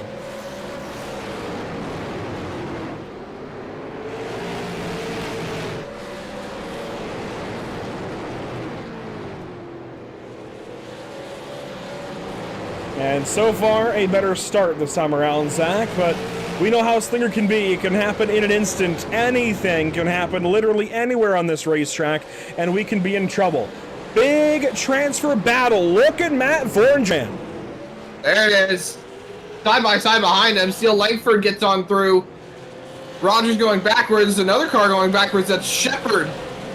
A little bit of smoke there in 4. He falls in line right behind Pope, and Langford is on a charge. He's looking to the inside of Vornjan right here through 3 and 4. He's going to have the nose in front at the line, give it to Langford for the transfer spot. Drunowski trying to find a way through as well with that right front damage. And look at Pope. He's slowing down. He is at risk of losing a transfer spot. Drunowski fires the inside of Vornjan. We are busy here in the mid-pack. Off the corner loose was Aaron Johnson. And Vornjan is headed backwards. Had a good restart, but these guys' cars are starting to fire off a little better lap after lap after lap. He's now down to the 8th position. That allows Thomas to work underneath him. Drunowski trying to put the bumper to Pope. That'll be a pass. You see it here ahead of Vornjan through turns 1 and 2. And Langford's working on Shepard just in front of them. So battles all over the racetrack as Vornjan looks back down to the bottom. He can't quite get there as Thomas is still working around. Spinning He's to off the grass. surface. That's going to be it for him, I think. And no caution. Tate goes on by. Vornjan stays down to the bottom and lets them all go. We'll get back on the racetrack. He'll be just ahead of Steele Langford, who's running 4th, kind of in advance of this whole transfer battle. There you see Drunowski and Thomas. That is the transfer fight for the 6th position. Here comes Thomas to the inside. Down low, takes it on the inside. Drunowski's going to try to cross him over, but falls in line. Almost to the halfway point, Andrew, so not a lot of time left. These laps click off so quickly. What is it? The last time we had a race at Slinger, the feature race ran in the span of an hour and a half? If I'm not mistaken. Less than that? The opening Maybe. half of the race, because we had a halfway break last year, the opening half ran at about 20 minutes. The back half, that took about more like 45, but the opening half only took about 20 minutes, and yeah, these laps can be ripped off in a hurry as, there we go, battle for the transfer position.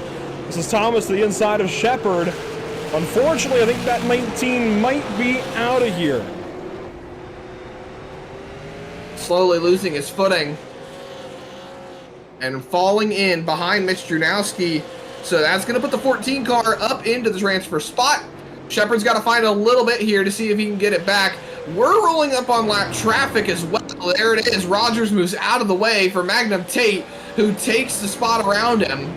So that's going to keep Vornjan trapped a lap down. A lot of these guys are going to have to see if they're going to get a provisional. I wouldn't bet on some of them potentially being in the running for it. Now you're watching your race leader, that orange and purple number 5 of Magnum Tate. He's trying to put Steven Oberstadt a lap down. He is 10th place as Devin Rogers will pull off, it looks like. And yes, he will take it to the pit lane as here comes Tate back around the racetrack to begin lap number 22. We are inside of 10 to go here. Putting him away rather quickly for our LCQ. Aaron Johnson battle with Daniel Pope. Pope saves it. Johnson slides on through. That is into 8th position. Zach, it's a long shot, but he's starting to run those guys down up ahead.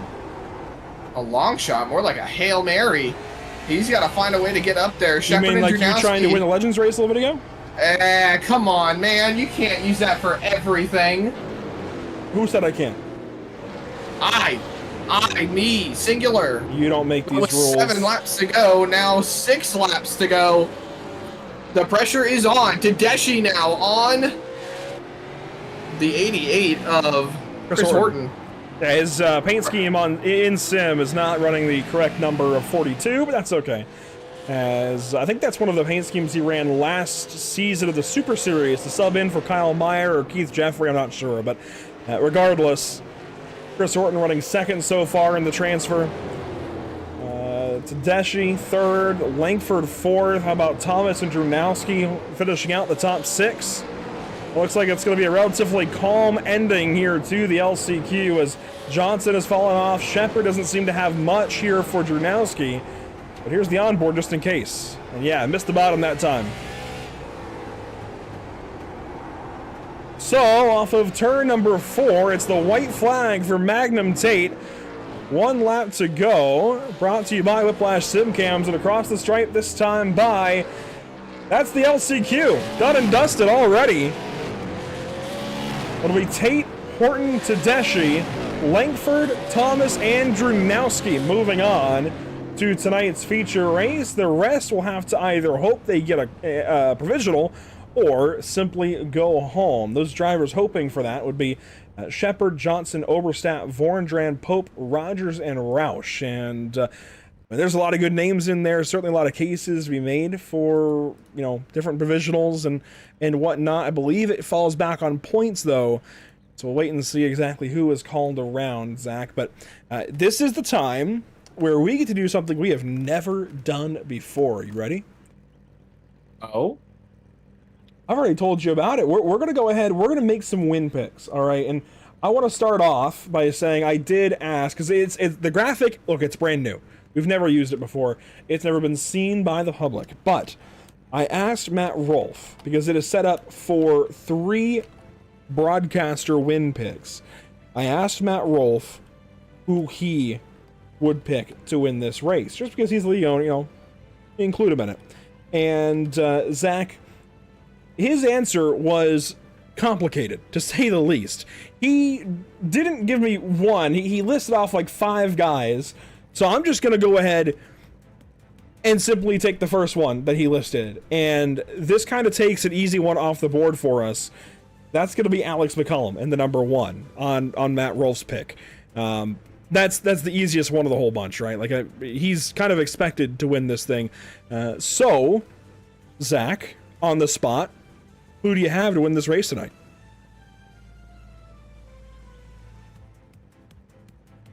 I think for today, it can be anybody. You can pick Alex McCullum as well. I'm going to change it up, and I'm going to go with Cottle. I think Josh Cottle's got a solid shot of trying to take the win today. Hey, that's not a bad pick. He was fast in qualifying. I'd like to see what he can do here in the feature, and he's always a lot of fun to watch in any SARA race. Oh boy. I'm looking over the sign-up sheet, as it looks like our provisionals will be Stephen Oberstadt and Daniel Pope. I'm looking over the sign-up sheet, trying to figure out exactly who I think has the best shot at this. You know what, I just don't want to be wrong, and so I'm going to go ahead and take Alex McCullum. I will say, if I was to pick somebody trying to be a little more creative, Zach, I think I would go for Harberts. But that's just a teammate to Alex McCullum. So is that really getting that creative? I don't know. It's your pick at the end of the day. So you can be as creative as you want to, or you could just go with the safe bet and take Alex McCullum, which you did. Yeah, I think that's the safest of bets, frankly. He's won this race 2 years running now. He won it back in 24 and 25. So Alex McCullum currently still undefeated in this event, as our consolation provisional race, if you will, is happening in the background. That will send Oberstadt and Pope around. They will move on into the race, and that sends everybody else home for the evening. Zach, I mean, any surprises in the drivers being left out? Not particularly. I'm quite surprised to see Aaron Johnson going home, but with the internet issues he's been having today, it makes the most sense. Otherwise, nothing really too shocking and out of the ordinary. The only one that I'd probably say is Matt Vordran tried to go for the double and win the Legends race, and we didn't even make the feature for the super late models here tonight. So I like the back pedal, but still the backhanded compliment. I was wondering if you were going to say that you were surprised to see him out, and you last second came in.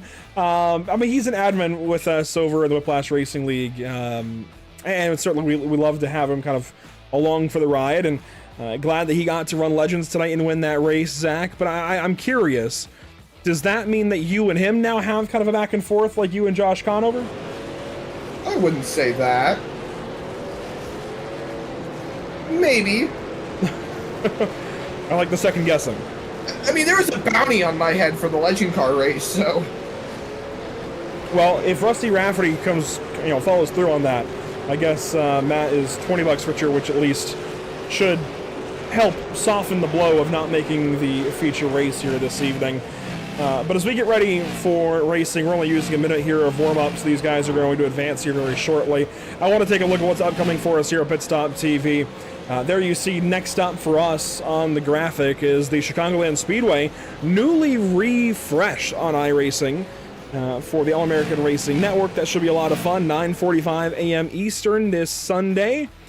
And then it's right back into a full week of normal racing. The Dora Retro Cup Series heads out to Pocono Raceway on Monday, July 13th, followed by the North American Racing League headed out to Sebring. I have been informed, by the way, we will be requiring lights for that race. I wonder why. So keep an eye out for that. Porsche GT3 Cup cars on the racetrack at Sebring, potentially at night.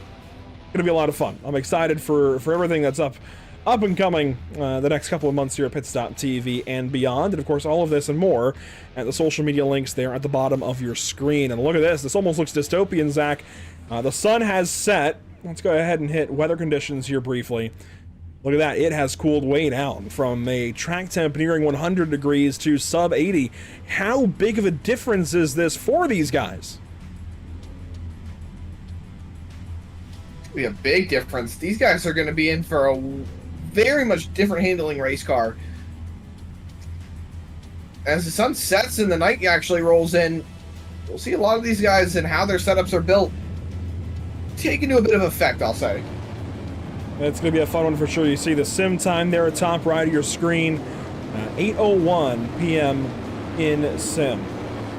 Let's go ahead and meet your drivers this evening that are making up our starting grid. On pole, Trevor Edwards in car number 32. Kendall Tucker, they inverted onto the front row. Good to see that for them. Farther back, Chase Williamson, Carter Levi. We've got a few pace laps here. It's still going to happen quick. Dallas Pataska, 5th place. Parker Traves, 6th. Further back, Kyle Meyer, Kyle Terzak, the row of Kyles in row 4, followed by Cameron Hamilton and Jacob Harbers. Josh Cottle and Alex McCullum make up row number 6 after the invert, and then Tracy Petter, Colin Murphy right behind. Following them in the 15th spot, Spencer Dickinson and Matt Rolfe in 16th. And then 17th and 18th, you'll find Magnum Tate and Chris Horton with your top 20. Rounding out to be in the 19th and 20th spot, Brian Tedeschi and Steele Langford. A little farther back to finish out the field, 4 more on the grid. Alex Thomas, Mitch Dernowski, and Steven Oberstadt, along with Daniel Pope. That's our 24 cars starting grid. Quick look at the Whiplash SimCam's race details one more time. 200 laps, 24 cars, no change tires, green flag only. Caution laps will not be counting. And there we go into turns 3 and 4. Let's get this party started. Slinger Speedway is alive. We are racing in the CNC Golf Sales Slinger Nationals.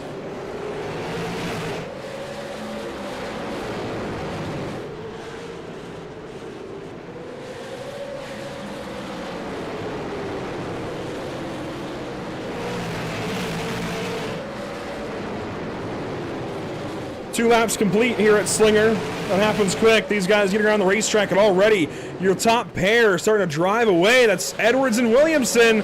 Williamson pokes to the inside. He ran purple that time as these guys are rooting and gouging all over the racetrack. Trying to go 2 for 2. Williamson's trying to take Problems, Kendall Tucker. For 2. They keep it going, maybe not for long. Wow, what a catch multiple times over. 3 wide behind. There's the yellow. It's for Steele Langford, turn 1.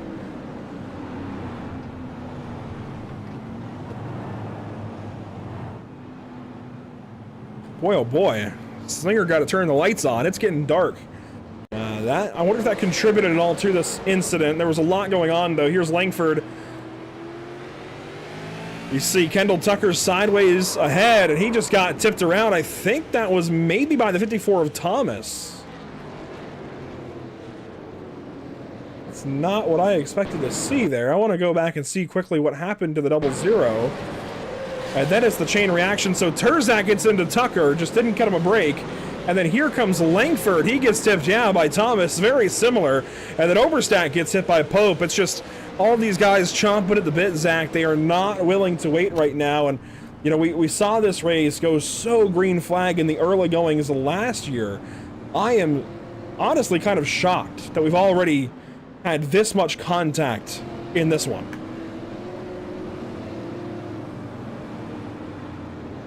Well, you can't have them all, or you can't win them all. I think there's still a long race to go. I know we did have a couple of cautions the last time around, so we'll have to see how it happens, or how it plays out. Doubling up this time around, I believe, so we should be hitting the choose cone. There is no choose rule here at Slinger. Track is too tight. That's fair. That makes sense. Now, we would have chosen with legend cars earlier, we just never had a caution to do it. That race went flag to flag, wire to wire, green.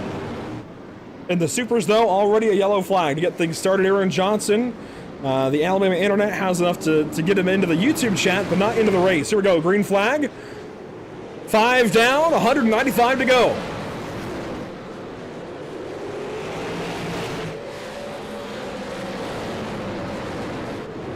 Carter Levi challenging on the inside of Chase Williamson.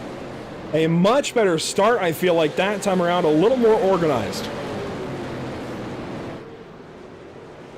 Side by side for that second spot, though. Levi trying to hang tough on the bottom.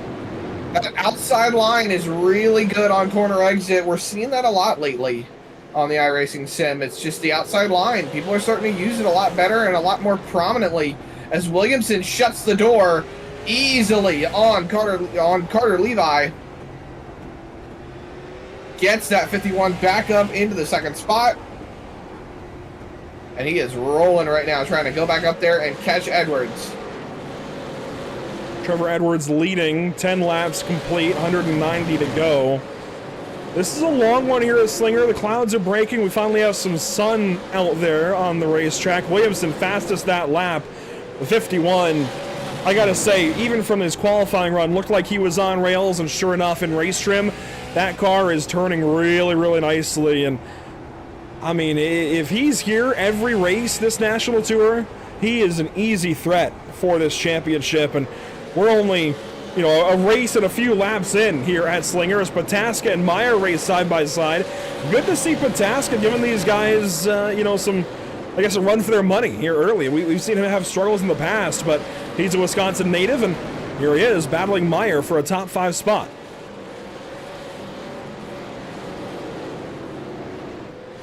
Terzak into the top 3. He gets by Carter Levi. Pataska hanging on the outside of Harvard. Doesn't want to give it up, but he's eventually going to. And I think that top side is good on restart, Zach, but we're seeing very early it is not the place to be under green.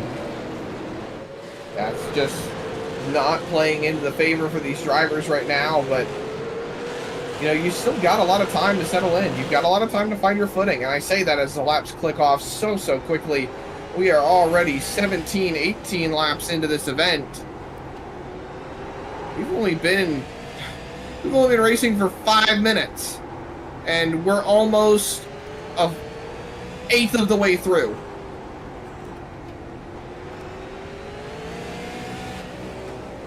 We will, of course, be doing our traditional North American Racing League Driver of the Day vote a little while later, but that's not for 160 or so laps. That said, early case already being made by the driver who went fastest in qualifying and has won this race 2 years running, trying to make it 3. McCullum up from 12th on the grid, already into 6th, and working to move farther forward as Terzak gets around Williamson. That is an early threat for the race lead. That is not a pass I expected to be saying 10 laps ago. Terzak gets on through to 2nd. He is steaming forward.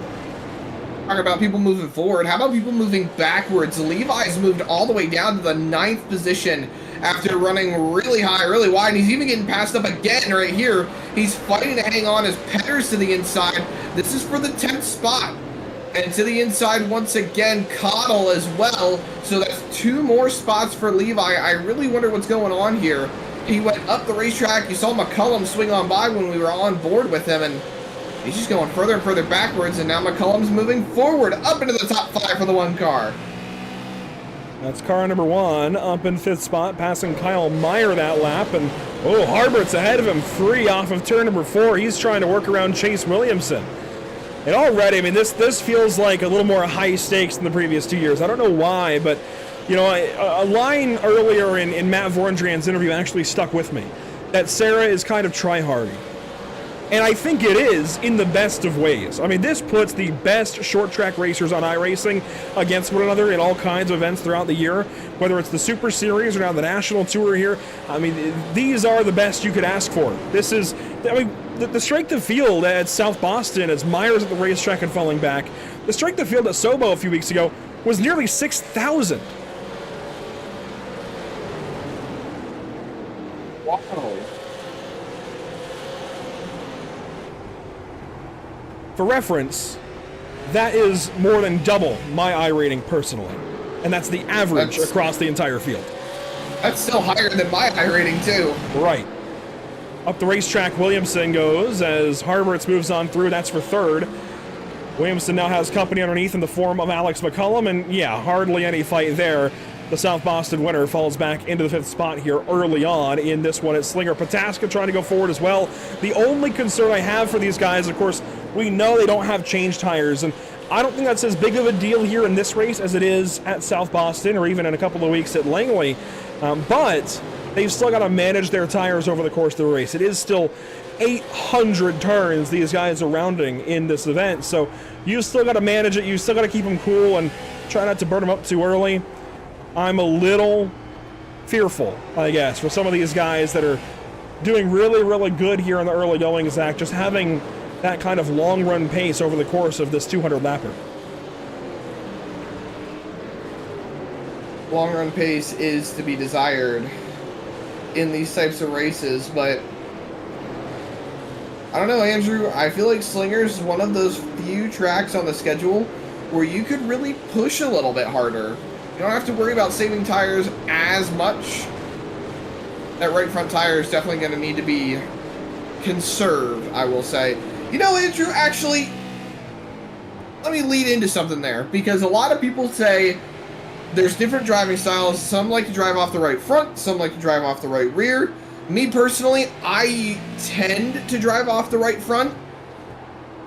There are certain tracks where it's more beneficial to save the right front over the right rear. What do you feel is more beneficial, the right rear or the right front? Right front takes more load, helps with turning. Right rear helps keep the car stable.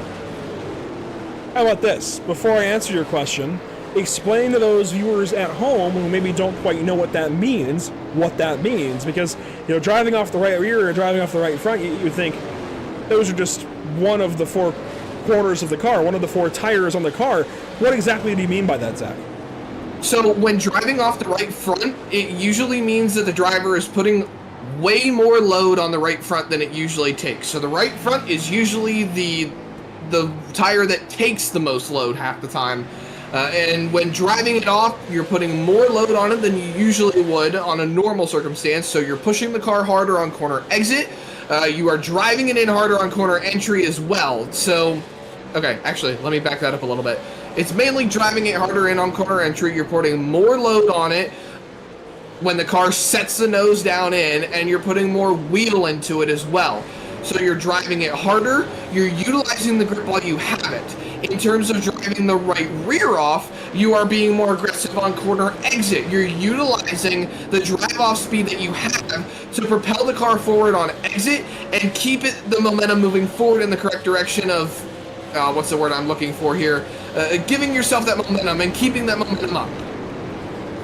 Unfortunately, while you were on that spiel, you saw the number 3 headed to the pit lane, Overstat out of the race. Terzak now with company, that is Jacob Harberts.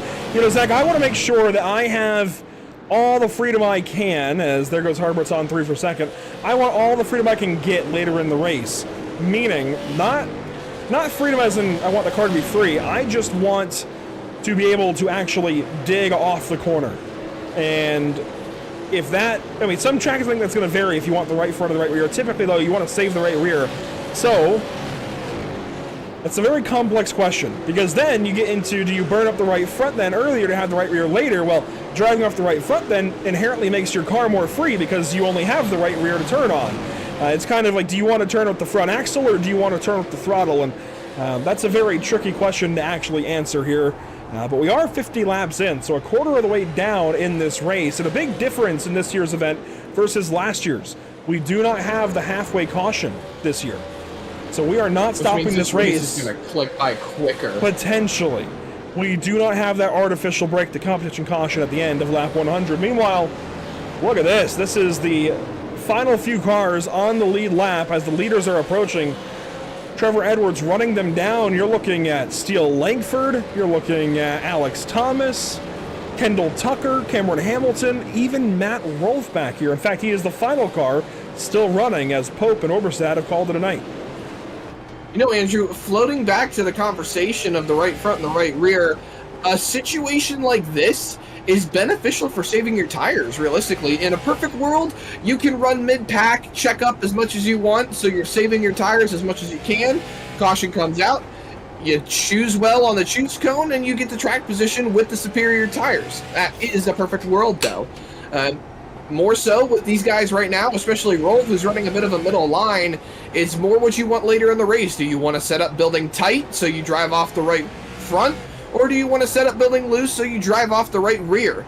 And it looks like Rolf, for the most part, is ripping that top line, so he's trying to keep as much tires on there as possible. Meanwhile, look at this. As they roll the leaders. Yeah, the leaders are approaching, and Harberts has been down inside of a 10th. I don't think McCollum's going to push too hard on his teammate Harberts, but boy, they are definitely moving forward, the 80 and the 1, in a hurry.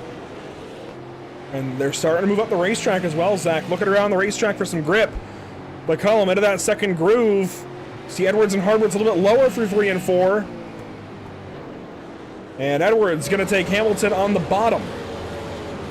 Ooh, little tight right there between Hamilton and Edwards. Gonna hold up Harberts just a little bit, but I don't think it's gonna matter too much.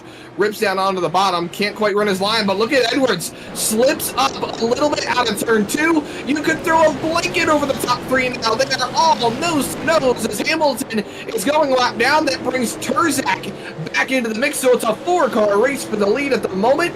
Looking down to the bottom, Terzak on McCollum, can't get there yet, still clear off of turn number 4, but the lap traffic now is going to play a factor as Harberts to the inside. The Black Magic Racing Machine is going to look to the bottom on Edwards. New race leader at the line. It was Harberts by a nose, and I mean literally by a nose. They tied at the line down to the 1,000th. Off of turn number 4 that time. It's Edwards ahead, but he gets the wall. 3 wide in turn 1. McCollum put his nose in the middle. There you see Harberts Durabang with the 32 once again. Kentucky versus Florida here at the front of the field.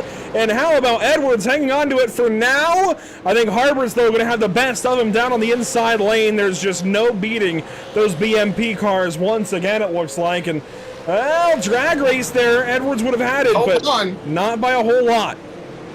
This is reeling in Pataska. He's closed in 2 tenths. He's got Hamilton separating him from the top 4. But now, look at this, Andrew. Get your top 10 iRacing highlights out. The top 4 are about to go 2 by 2. Terzak took the look there for a moment, but he stays behind McCollum. Now, they're racing still side by side for the race lead. But McCullum's still ripping the top. He's following Edwards. That 32 car strong. And the wall. He's been doing that a few times tonight. Gets the run off of turn 4 now at the line. He had it again. Oh my gosh, you're seeing this multi-lane racing before your very eyes. The top side gets the run off the corner. The bottom side gets the run into the corner. It's a cycle. It's a vicious cycle that doesn't end, and I don't want it to end. Side by side still, keeps the nose in there, gets really close on the quarter panel. Harbert's just keeping the nose down there on the bottom line. McCullum still trying to find a way around on that top line. He is committed to staying with Edwards, and I think Matt Rolfe is looking in his mirror saying, you guys keep staying side by side, and I want to stay on the lead lap. Yeah, Rolfe just begging for a caution right now. Save me, please, somebody save me. Problem is, I don't think it's going to happen. I think these guys are in a rhythm, and certainly every time we say that, it seems like it jinxes the field. But these guys are doing a fantastic job tonight. 75 laps, just the one caution there at the start. These guys have done a fantastic... I mean, even the LCQ earlier, yeah, we had that melee at the start. We got it rolling. It was good racing.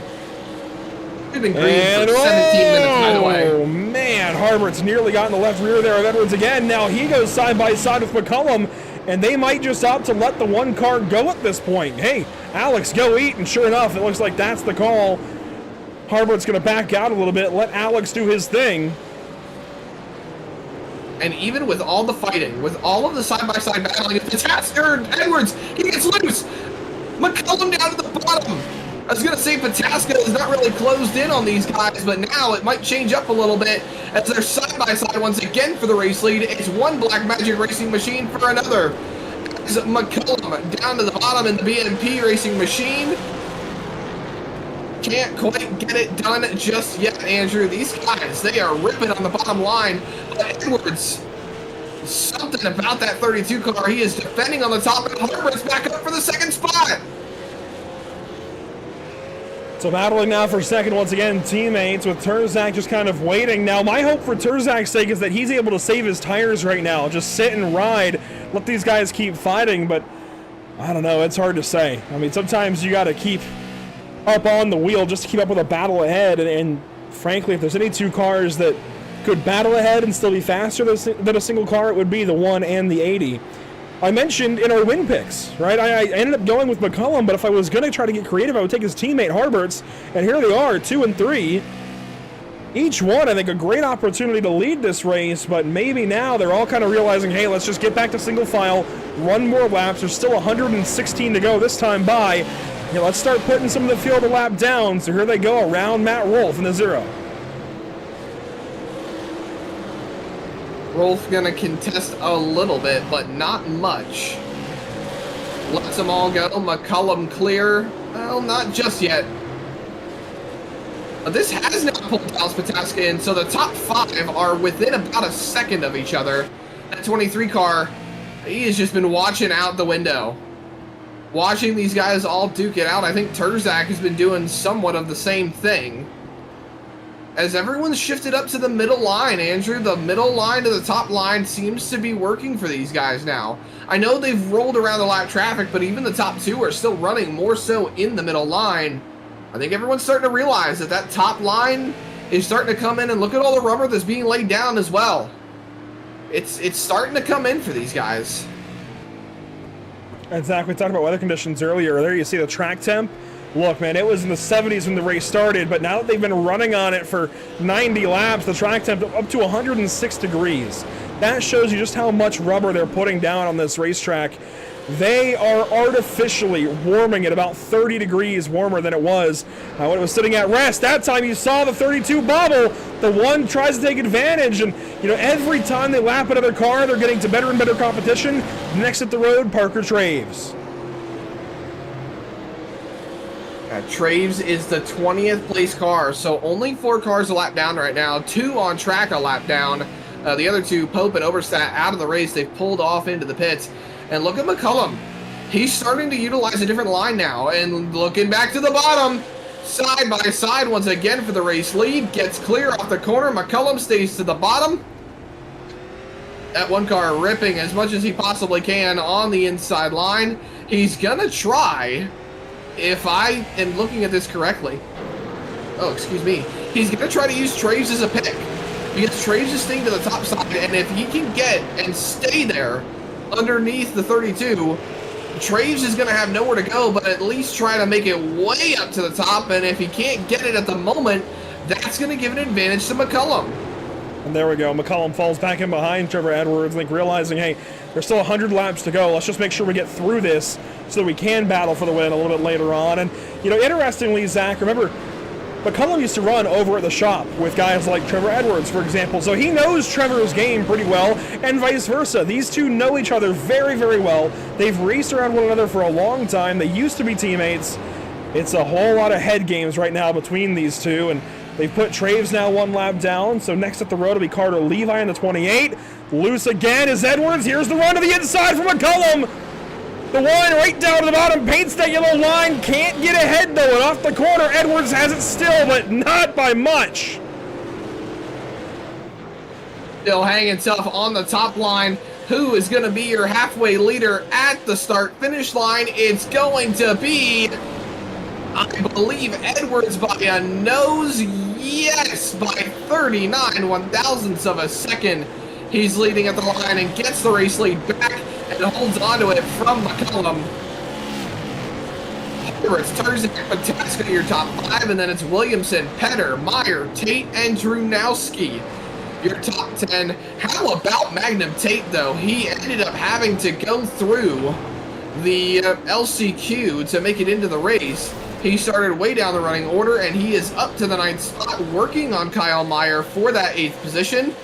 Started down in 17th. He won the LCQ, so he got to start in the 17th spot, and he's up to the 9th spot, so currently up about 8 positions. 8 positions. Thank you. Looking to make it 9 on Kyle Meyer. So the guys that had to run through the LCQ not doing too bad. Drunowski into the top 10. He's up 12 spots. The only other drivers that aren't doing the greatest in the world, you've got Oberstadt who's out, you've got Pope who's out, Cameron Hamilton quite a few spots down, Matt Rolfe a few spots down. They were transferred in. Langford is up a few spots as well. Alex Thomas is worth looking at, Zach. I know he did not have a great starting spot, and wow, look at this ahead of him. Josh Cottle, Spencer Dickinson. Who else is that in this? That is Chris Horton, Colin Murphy. Golly, this is a hornet's nest right here. We'll keep an eye on the leaders, but this might be the best bit of action on the racetrack. This is about, let's see, Dickinson is 12th. Langford behind us is 18th. This is like 12th through like 19th right here. These are the next cars the leaders will be approaching. This is going to create a huge issue for the leaders, because with all of these guys fighting, it's going to make it difficult for them to go and lap them, and right behind them, the leaders are fighting again, side by side for the race lead, as all of these guys are side by side up here. Now, it's a bit of a rule in racing that when you are one lap down, you need to let the lead lap cars go. You do not fight, you move on over and you let them go. When you are on the lead lap, you have every given right to fight to stay on the lead lap. But I don't know, Andrew, it's a hornet's nest up ahead of them. Yeah, it is. And there you see, it's literally just up the road as Dickinson starts to get away. You know what we haven't looked at yet this evening, Zach, is our power rankings. And I do want to bring these up because we are tracking these once again this season. There you see Alex McCullum comes into tonight, top end of the board. You don't even see Trevor Edwards on here. But it's McCullum over Terzak, Harberts, Petter, and Cabry who's not here tonight. He did sign up to run this race, but did not show this evening. I would imagine, you know, real-life racing stuff getting in the way, but keep him in mind anyways. Cottle, he dropped down a good bit. You see him on the decline there. He's in 6th. Langford on a slight incline, but then Drunowski dropping down. This could change, and this is going to change very, very largely. I mean, even Cody Kelly, he's not here tonight. He's going to drop back out of the top 10. So there is a lot that's going to change after this race, but this is kind of a check-in at who's been hot lately. Now, they haven't done much racing lately. Since February, they've been off as far as top-level SARA racing. They finished up the Super Series at Southern National back in February. They took off until June, with the National Tour coming back at Sobo, and now here we are in July. We're starting to get a little more active as we approach the fall and winter months.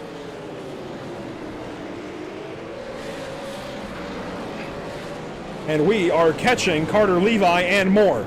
These guys have caught this pack. This is where it's about to get a little bit crazier than I think any of us were really ready for. There you see the leaders. Oh, sliding is Horton. They hang on to it. And look at that. Edwards checks up. McCollum takes advantage. Maybe. He pedals it. No, he's checked up behind Horton now. They made contact. Edwards used it as a beautiful pick to keep it on through. Trevor Edwards. Is he back? This has been an incredible run. We're talking over 100 laps led, 118. Nearly every lap of this race. Just a couple led by Harbert, maybe one by McCollum recently.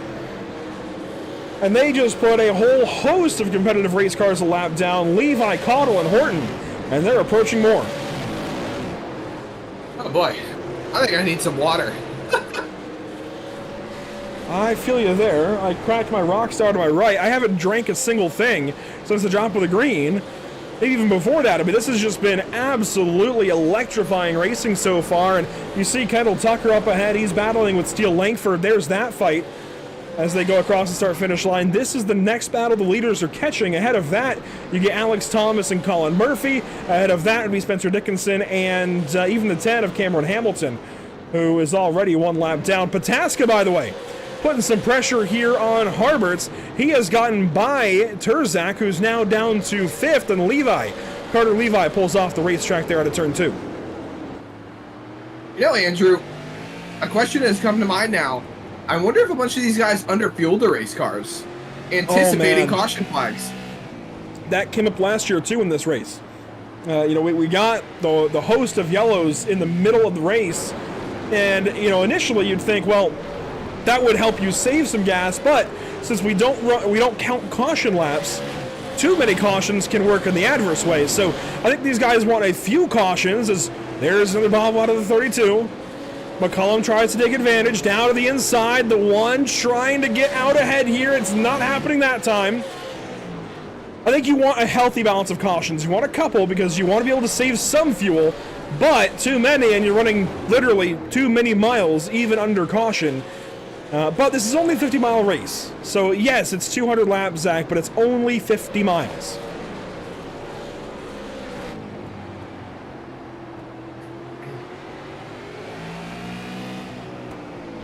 Basically, we'll see. I actually would love to know when did we get to a lap 132? Oh, wow. Yeah, hang on. And Hamilton down low. He's let these leaders go by. I'd love to know, Matt Vorndrant's watching, what is the kind of general fuel range these guys have? I'm so curious because, you know, they're selecting the right fuel level for them to also fit within the chassis and make sure that the car is set up the way they need it. So they might go a little bit less to try and get a little more of a speed advantage. But that could come back to bite you in races like this, where we're running a little bit longer than your typical iRacing super late model race, as Edwards continues to hold the number 1 at bay, but by very, very little.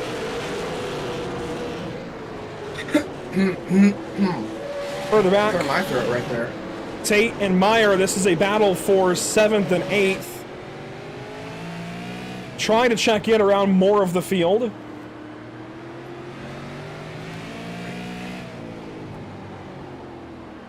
Tate up to the 7th spot. See, Petter in 9th, Drunowski in 10th. Brian Tedeschi has moved up. If not, he was already there in the 11th spot. Spencer Dickinson's moved down into the 12th spot. We're also going to watch these guys. Yeah. And Josh Caudle has taken it to the pit lane. Looks like he's done. You know, wow. That's big. Didn't you pick him to win? Huh? Wasn't that who you picked to win a little while ago? Caudle? Yes. Yes. Yeah. He just parked it. He's done. So the 13 out of this race. I mean, he's been open about the fact that he likes those bigger tracks. You know, Milwaukee, New Hampshire, places like that, mile and longer. Even Rockingham, but it's not working for him tonight on this short track as Petter is down slow out of the way. He's going to let the leaders go by, and look who is on the coattails of Alex McCollum. Dallas Pataska has entered the chat. Where has this come from? I was about to say, we should more than likely pay attention to him a little bit. because he has reeled these leaders in. He has pulled them back from 2 seconds back early on to half a second back from Edwards now.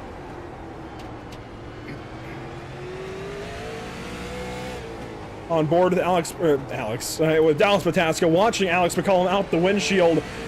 This is about to be a very, very interesting little top 3 fight. As in the pit lane goes Petter, more and more dropping out of the race like flies as this thing continues on. Green flag since the single-digit laps. I mean, how tired were you, Zach, after 50 laps straight in a legend car here? Because these guys are about to do 3 times that here shortly. I wasn't that tired, believe it or not. I mean, I guess it comes with the territory of doing it in real life, too. It wasn't really that much more wore out. If we would have done 75 laps, I feel like I would have felt it a little bit more. When these guys are in a bit of a flow state and so focused on what they're doing, it wears you not physically, but mentally as well. So the mental exhaustion, it really adds more to the physical exhaustion. Good fight picking up here. Wonder if these guys are still in it to win it, or if they're starting to get tired as this race wears on. Terzak, Williamson, and Tate. Magnum Tate loose over the bumps there. That's easy to do. Go for it. That's really easy to do. It's inviting there off of turn 4, and that's why you shouldn't go for it. There's bumps down there waiting for you. Gas it up too early and shoot down there, you're going to have a bad time. But he was able to hang on to it that time around. Here comes Williamson. He goes to the outside of the 15 car. That won't stick. Yeah, he tried to get a run around Terzak, but that opened the door for Tate to go to the bottom. Williamson fighting a bit of a loose race car, I'll say, because you saw him wiggling big time up off of 4. Here's Meyer riding on board from the driver cam. From the helmet cam, he is looking on, watching this fight in front of him. And Williamson knows that if he stays outside too long, he's going to end up losing more than 1 spot there to Tate. Tate hits the bumps again, trying to go after Terzak. Just look at how much these guys have to check up for each other. Really fun stuff this entire race so far, as we're nearly down to 40 laps to go. I will say the top 3 is starting to spread out. So this is maybe the best battle on the racetrack currently, as you're watching Magnum Tate try to break into the top 5. What a run he's putting together this evening, trying to get by Kyle Terzak now. Chase Williamson there as well. I will say a race like this so far is special. It's really difficult to send this many drivers around this track for this long and not have catastrophic issues. They're definitely getting free. They're starting to feel the effects of going 160 nearly wire to wire, and they've still got 40 to go. You know, for all intents and purposes, Zach, yeah, we had that caution earlier, but it practically did not matter. We burned off, I think, 4 in the yellow and then went back racing. Or no, this is caution laps not counting. So it's been green since what, lap 3? Lap 5. Something like that, as Kendall Tucker, it seems, is calling it a day. That leaves 16 now on the racetrack as you're watching the biggest battle on the racetrack. Terzak, Tate, Williamson, Meyer, Drunowski, all together here. Drunowski, he's caught up to the back end here. He started 22nd, deep in the LCQ drivers. In fact, he was the final driver to advance, and look at him, top 10. Going for 8th on Kyle Meyer, he's got it. Looking on Williamson now. Seeing where he can put that race car right down to the bottom. He is making some moves right now. Drunowski side by side with Williamson and moves on up into the 7th spot. Meyer now to the inside of Williamson as well. So that 51 car is starting to click on backwards. As Matt Rolfe has caught up to those guys, but he is currently sitting 1 lap down. Yeah, his car is like finally coming alive now that he's a lap down and pretty well out of this race. But I gotta say, the 14 might be more impressive to me than the 5, as here he comes to the inside of Magnum Tate. Drunowski out of nowhere has a ton of speed, gets into the 15 there of Terzak. Watch out here, guys. Nose to tail into 1.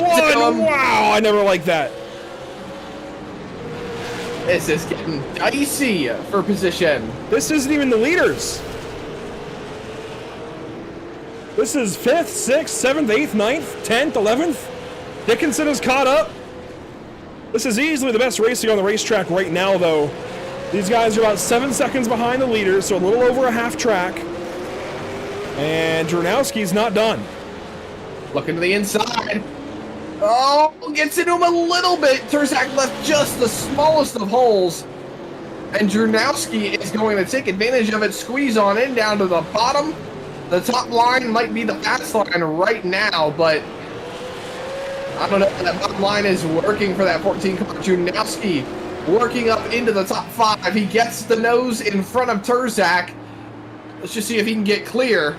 He's going to bring Tate with him. That's top 5 now for the guy who started 22nd, dead last of the LCQ transferees. How about that? He's done a beautiful job, and, you know, definitely in consideration for driver of the day, which we should probably get into. Oh, don't you worry. How quick these laps are ticking off. I've got it ready to go on the YouTube side. I'm trying to get to 180 because anything can still happen. Look at that net code between Tate and Terzak. Terzak way up the racetrack. That's going to hold these guys back even extra now as racing now go Williamson and Meyer. It's Tedeschi. Look at that. He's into it now. Yeah. Spencer Dickinson catching these guys. Alex Thomas trying to hang on. The leaders have not lapped anybody in a while. The last car they lapped, it looks like, was Colin Murphy. Before that, Steele Langford, and they're now battling as a lap down around Pataska. They're holding Pataska back from McCullum. The circumstances are changing, I will say. The leaders are getting ready. Oh, there's Tedeschi!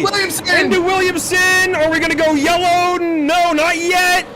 No caution! There's the leaders! Trevor Edwards is in it, and caution's out. Meyer's around. Oh, boy. We just clicked off 175 real quick, Zach, and we're going to have 20 to go. And Kyle Meyer's going to take claim for the caution, so that's going to send him to the rear. He's not really going to go very far, being the last car on the lead lap at the moment. So that was the incident down 1 and 2, and oh, wow, and Langford clobbered him. The leaders barely got by that. I saw Pataska come through the frame. So let's go back to Tedeschi and all of that. As he gets underneath Meyer here, and then Brian just sends it in a little bit too deep in one, gets into Williamson, and that's just looking at the lap count coming down and starting to get antsy in the pants, and then down here and wow, I mean, Langford had nowhere to go.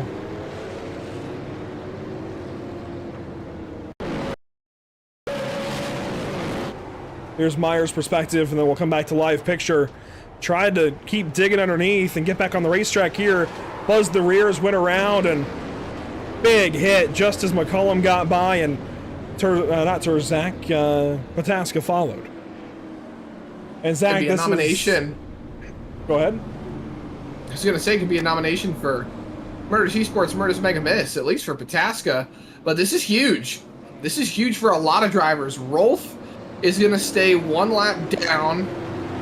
Meyer's going to get the EOL here. Colin Murphy's going to get an EOL, so these guys are going to double up and get ready to roll back to the green flag, Andrew. We have got just over 20 to go. We are back green flag racing here at Slinger.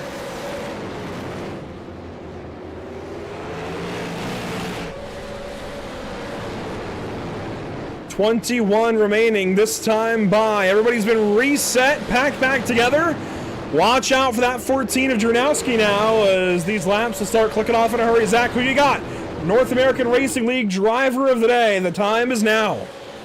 I'm going to take Pataska and Dronowski. Those guys have worked their way through the field. Pataska qualified well, actually, and stayed up there, but he has done a fantastic job to hang on to it. And Dronowski, how can you not pick Dronowski? I think the top 2 are obvious for you, but I'm going to take Dronowski and Pataska.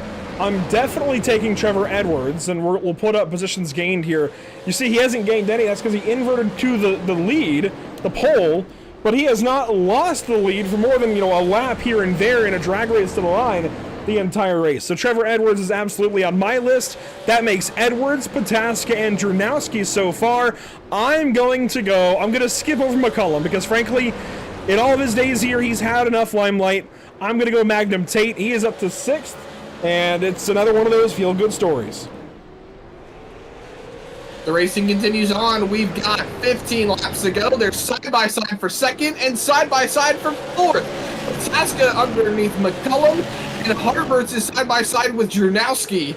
So this is really starting to take shape, and it's allowing Trevor Edwards to drive away, but he's not getting very far. That top line is still the fast line at the moment.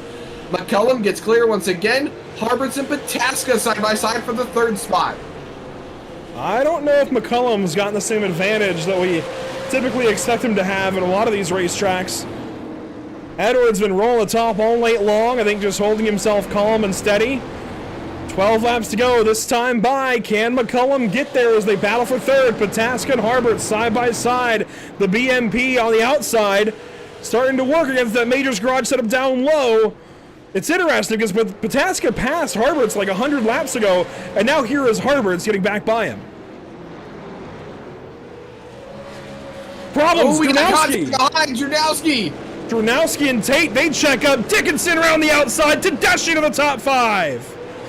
What a way to get up there. It looks like there was contact between Tate and Drunowski. We'll have to look at it later on because the fighting is just too good to step away from the top 4 now, all alone with 10 laps to go, 9 to go after they cross the line. It'll be 8 to go this time, and McCullum is running out of time. Alex McCullum is going to have to get very, very desperate. He is, though, right on the back bumper of Edwards. He has just enough time to think and plan an attack. I don't know if he's even got a mulligan in it at this point. He's got to be absolutely perfect with every move he makes. All 4 of these drivers do. Edwards, McCullum, Pataska, and Harberts. No mistakes. For the bottom, trying as hard as he can, McCullum has got the speed to get it done, but can he get around Harberts? Or, not Harberts, Edwards. Where is my head today? I've been saying it all day. 5 to go. 4 of the most talented in the field. Can Edwards get back into SARA victory lane? Can he do it here at Slinger? 4 to go, Zach. I don't know that you can bet against the 32 right now. It's going to be a difficult one. McCullum, big send to the bottom. Trying to find a way forward. They're still going to be side by side. Crossing the stripe. 3 to go. Here we go. Pataska looking to the outside. McCullum still searching on the bottom. Popsicle sticks in the air. 2 to go at Slinger. A half mile left of racing and counting down quickly. Edwards gets the power down to the outside. McCullum back down to the inside. White flag this time by. 1 to go at Slinger, brought to you by Whiplash Simcams. Can Edwards finally stop the three-peat of McCullum? Down to 3. Edwards off the corner. There's contact, and it's Edwards. What a race. Instant classic. There's not much else that needs to be said. That was awesome. Another Slinger finish. We've seen it time and time again. We saw it in the Impel Motorsports National Tour. We've seen it here in the Super Series with the super late models. Whether it's a late model stock car or a super late model, these guys know how to put on a show at Slinger.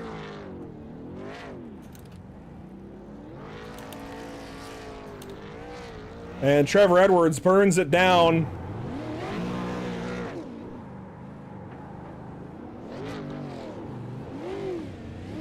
That's a very happy Kentuckian right there. That's going to be a lot of bourbon in his future this evening.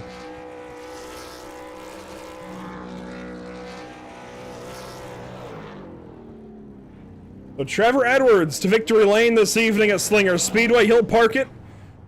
A job well done. Just about every single lap led this evening. We'll be talking to him and the entire top 3. McCullum and Pataska should be excited as well. I do want to go back, Zach. We have to, right? And get a look just quickly at that finish between those two. That was incredible stuff.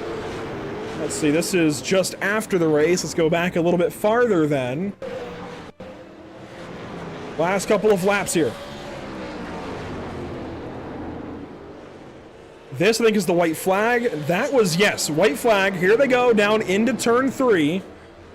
From the tower. Here goes McCullum up the inside. He sent it. I don't even know that he was really at fault for the contact. I mean, yes, technically, but I don't think he did anything wrong.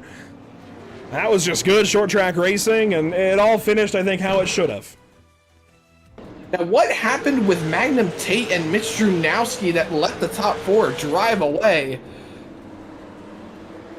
Look there at the finish. Contact. Wow. Pataska got into the back bumper of McCullum, I'll say, as well. So good on them for keeping it straight. Yeah, everybody was just trying to get back to the stripe at that point. Here's the onboard from Pataska. Harberts really couldn't do anything with it. He was just kind of watching and letting it all happen ahead. And wow! He never touched him. Not I thought until the very Pataska got end. into the back bumper. Not until the very end. We'll take one or two quick looks back at what happened between Tate and company, if I can find it here quickly. So this should be around it.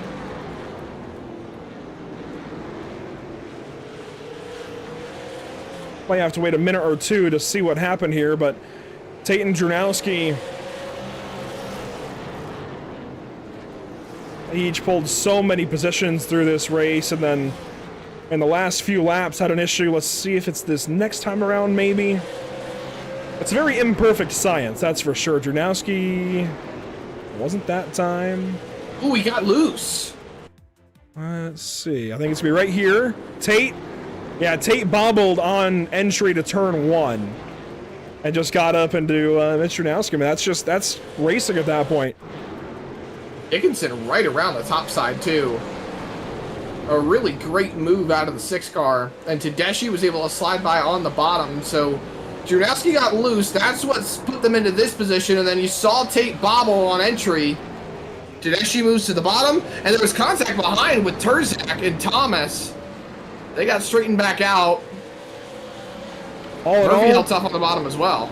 It all works out to put Trevor Edwards in victory lane. We'll be talking with our top three here in just a couple of moments. First up, though, Zach, a quick look at our unofficial race results. Trevor Edwards, 196 laps led. It's hard to find domination that beats that. And you said it in qualifying when he put himself 12th. He said it's just like he drew it up. Well, you know, inverts to pole position, hangs on every single lap effectively to the end. There never was a true lead change. He was never cleared for the lead by anybody. Alex McCullum finishes second, never able to get around that 32 car. Pataska goes third. Harberts and Tedeschi have to settle for just a couple of steps down from that podium, as Drunowski hangs on to a top 10, 6th place for the 14 car, 7th for the 6 car. Tate goes 8th. It'll be Murphy and Williamson there. A solid top 10. A lot of storylines throughout and a lot to look for in the next couple of weeks as far as the power rankings as we get to Langley in a couple weeks. Rolling through the rest of the field. Further down the running order, you've got Alex Thomas and Kyle Terzak, the last two to finish on the lead lap. Matt Rolfe, the only car 1 lap down at the end in 13th position, with Steele Langford 2 laps down behind him. And then you have the retirements throughout the course of the race. You've got Kyle Meyer and Chris Horton, 23 and 34 laps down in the 15th, 16th spot. Kendall Tucker, 17th, 42 laps down. Tracy Petter, who, from what I'm understanding, if I am reading Discord channels correctly, had a failure with his G920 and it went just about flying off his desk. So he's happy he didn't cause a yellow, from what I'm hearing. Josh Cottle right behind him in the 19th position, which my pick to win on the night. That didn't exactly go to favor, but hey, nobody picked the winner tonight because Edwards was able to hold off Alex McCullum. And then P20 is going to go to Cameron Hamilton, about 68 laps down, about 5 laps behind Cottle. And a little farther back, the final 4 on the grid. You see Shepard technically got the extra provisional, but he did not make the start of the race. It was Pope and Oberstadt, the only two, or rather it was Oberstadt and... Was it Pope? I believe so. No, was it? Regardless, there were a couple of provisionals. Unfortunately, it didn't really go well for either one of them, and you see Levi, Traves, Pope, and Oberstadt, the final 4 there in the results page. Everybody made it 40 laps at least, but Oberstadt didn't quite make it to the end of the first quarter of this race. All 3 podium drivers ready to talk to us. Here is, oh man, for the first time in a long time, your race winner, Trevor Edwards. And I mean, that effectively was flag to flag, Trevor. I know they robbed you a couple of times at the stripe, but we know that was effectively flag to flag. How satisfying is it to do that over these guys that were pounding your back bumper all race long? brought a new package here this week. You worked on this package a ton. Dude, I hardly got to practice this week. I've been real busy. And maybe I'll just stop showing up to test because we were pretty good. We got inverted to the pole. We weren't the fastest car, but the plan was kind of just ride and keep the right rear on it. And then when Alex and Harvard's got there, because I figured they'd eventually would, just rip the top and make them burn their stuff up as long as I could. I didn't think it was going to work the whole race.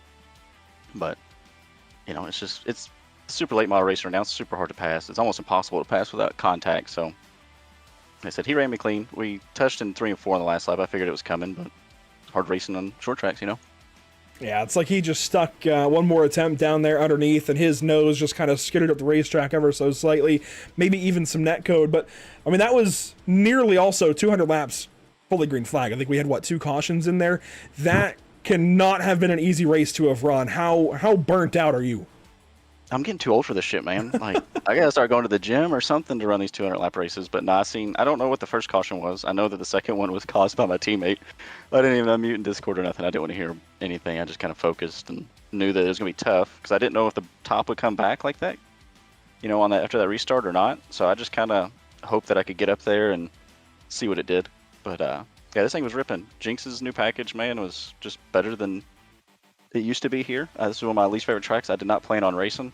Kind of got bullied into racing this morning, so I'm glad they did. And it's cool to be back here. This might be the last one, but it's cool to be back here.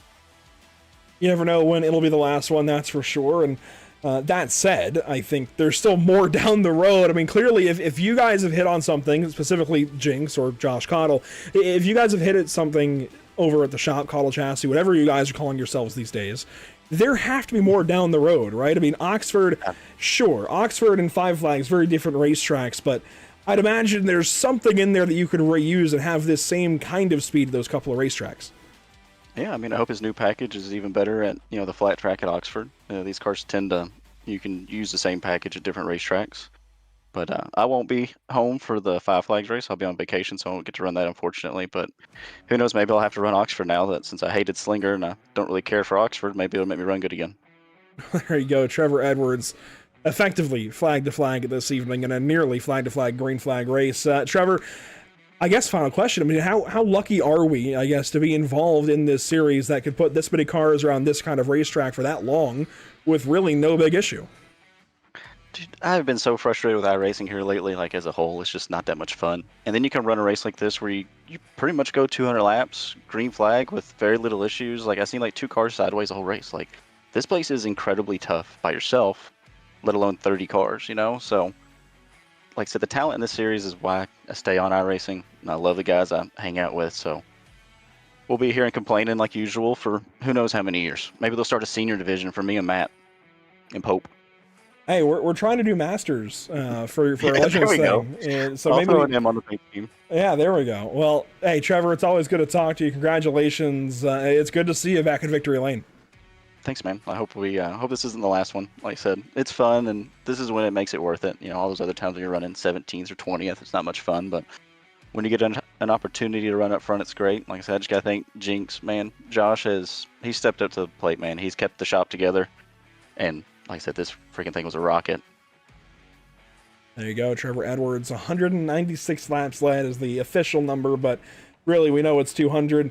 Congratulations again, Trevor. Second place, though, Alex McCollum. He was beating down Trevor's door all night long, it felt like. And here he is, Zach, second place finisher. We don't say that very often about Alex McCollum. Yeah, Alex did a stand-up job to try and make a last-ditch effort to take the lead in the final corner. It didn't fully work out, but still an amazing job to get that car up there into the second spot. Alex, I mean, what's going through your head? What do you think you could have done differently to maybe have that little bit more oomph to get to the start-finish line in the first spot rather than second? I don't know if I could have done anything different. I kind of was just waiting for Trevor to make a mistake, but when he would make a mistake, I would get there, but the bottom just didn't have any momentum to come up off. So I think it was pretty bad netcode going in 3 there with our contact, but he said I hit him on his screen, but on my screen it shows netcode, which I wasn't attending to get into him. I was just gonna try rolling bottom and see if I could just get a last second run. But I mean, overall, I think it was a good race. As Andrew put it on the broadcast, instant classic is what we're labeling this one as. And, you know, I want to shake down your opinion on this one because I feel like you'll give me the response I'm looking for here. We floated back and forth a little bit on the broadcast of what would be the more beneficial driving style here, to drive off the right front or the right rear. In your opinion, where do you think you were overall compared to the other drivers with your setup and how your race was running? Necessarily, I think you kind of want to run off the right front here because if you drive off the right rear, it's just gonna shove off more. But I've always liked to be a little bit more secured on entry, so I've always have a habit of driving in a lot harder than everyone else in the field. So I feel like my driving style is a lot different than everyone's. So it's kind of hard to tell what you need here. Everyone's kind of different, but I mean, Jacob had this thing rolling. It's just honestly, I need track position there. I'll take that because honestly, I'm the same way with driving the right front off. Good job, Alex, on getting that second spot. I know you wanted to get the win, but there's still 4 more races left on the schedule for you to make it happen. Congratulations on the second spot. Hopefully, we'll be talking to you again. I'm sure we'll be talking to you again in the next race. Yes, sir. I just got to thank Jacob and all the guys at BMP. Honestly, just having fun with this national tour. Have one goal in my mind coming up this season, so just look forward to that. Absolutely. Alex McCollum, your second place finisher, and then a surprise. I want to say surprise, but I'm not really surprised at our third place finisher, Andrew, with Dallas Pataska.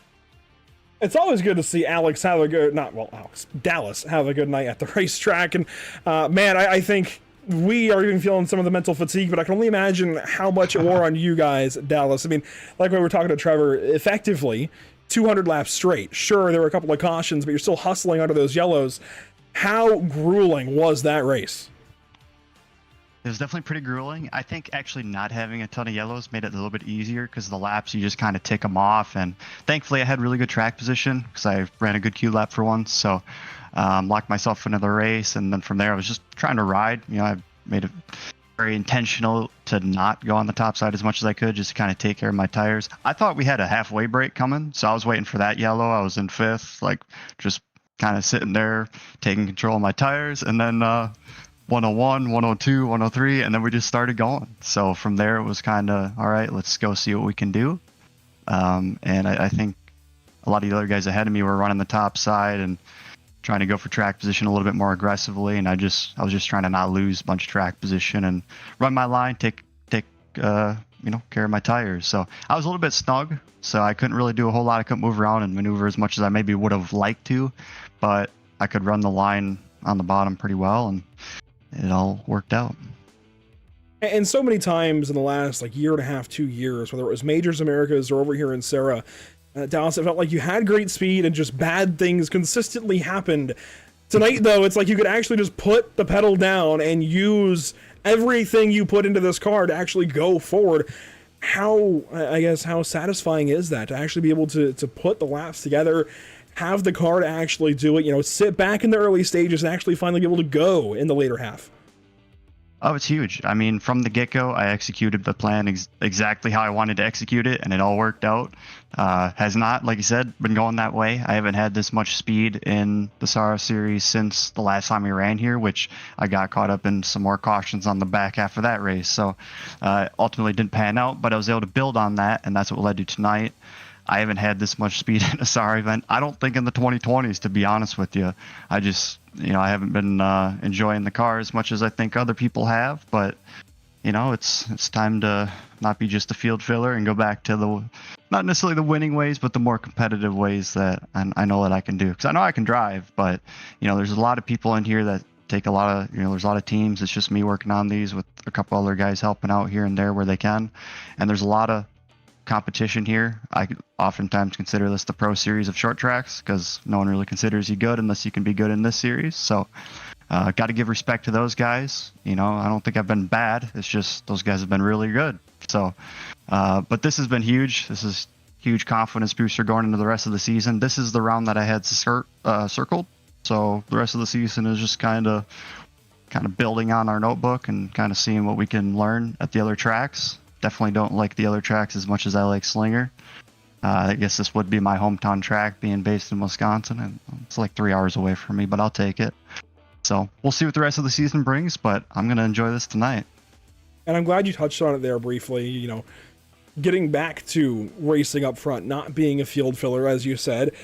We kind of saw that even for the guy who won this dang race. I mean, you and Trevor have been around here for a very long time. And I mean, Alex is perpetual. Like, he's always going to be in the front in these races. But how cool is it, I guess, just to see you and Trevor up on the podium tonight? That's a rarity. I don't think we've seen that yet in our time here. Old timers are back at. I mean, we used to be teammates for a long time, back when I was actually a lot better. So, I mean, he can vouch for me a little bit that I wasn't always missing races as much as I have been recently. But no, it's great. As soon as he got the invert, I'm like, you know, he's going to be a really hard pass. I mean, that guy is the Ryan Newman of iRacing, and I mean that as a positive compliment. He's incredibly hard to pass, as you guys saw tonight, but I tell you what, he put on a show, and he always goes about things the right way. So he's a hard-nosed racer, but he's fair. Gotta love it. Dallas, it's good to talk to you, and hopefully we're talking to you a lot more. Hopefully make it this more of a habit going forward the rest of the National Tour into the Super Series. It's good to talk to you. Congrats, and we'll be waiting for the next one. Yes, sir. Thank you, guys. Dallas Pataska with a big night here this evening at Slinger Speedway. And he mentioned there's that kind of his hometown race. We caught that earlier in qualifying, his entry list listing him out of Wisconsin as he is. And it's good to see at least one of the Wisconsin kind of Midwest guys get up here. If you're going to have a guy from Kentucky win and a guy from New Jersey go second, it's good to have a guy from Wisconsin on the podium still in third place here at Slinger. So, I mean, just what a fantastic race. That truly, again, my thoughts initially after checkered flag still stand. Instant classic, 2 cautions through 200 laps at Slinger, a quarter mile. You know, I think Dallas put it really well. This is kind of the pro series of short track racing. I don't deny that. I don't see any short track series on the iRacing sim that is doing the things that SARA is doing and showcasing a higher caliber of driver than how SARA has portrayed its drivers. I mean, there's a reason it's my favorite series that we cover here on Pit Stop TV. I mean, these guys just know how to get it done. It's definitely never a bad night when we're signing on the broadcast to do a Sim Auto Racing Association event, and it's an even better night when we're able to announce that Trevor Edwards is our North American Racing League Driver of the Day. Not only does he get out of here at the race win, 196 laps led as it goes down officially, never officially left first place by more than a nose. How about that? Driver of the Day. That is cool to see. It is very cool to see that for Trevor. It's been a long time coming for him to get back into victory lane and run a race like this, dominate a race like this, win a race like this.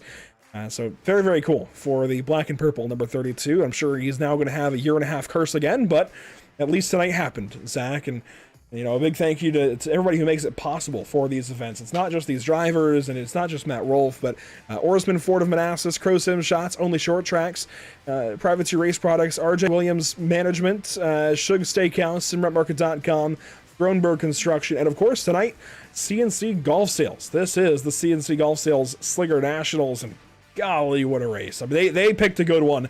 Oberstat made it in. I know he didn't make it very long, didn't have a great night, but he made it into the show, showed these guys, you know, still have to keep him on their radar at the very least, and I'm sure if we ever get Florence, he'll be a force to be reckoned with there. But a big thank you as well to our partners here at Pit Stop TV, Whiplash Simcams, MXWraps.com, ATVO, Murder C Sports, CC's Business, the North American Racing League, Whiplash Creative, and TZO Designs, and this is just another good one in a series of really good races, Zach. And next up, we get to look forward to Langley, and that's always a good race as well. 200 laps there is going to be fun.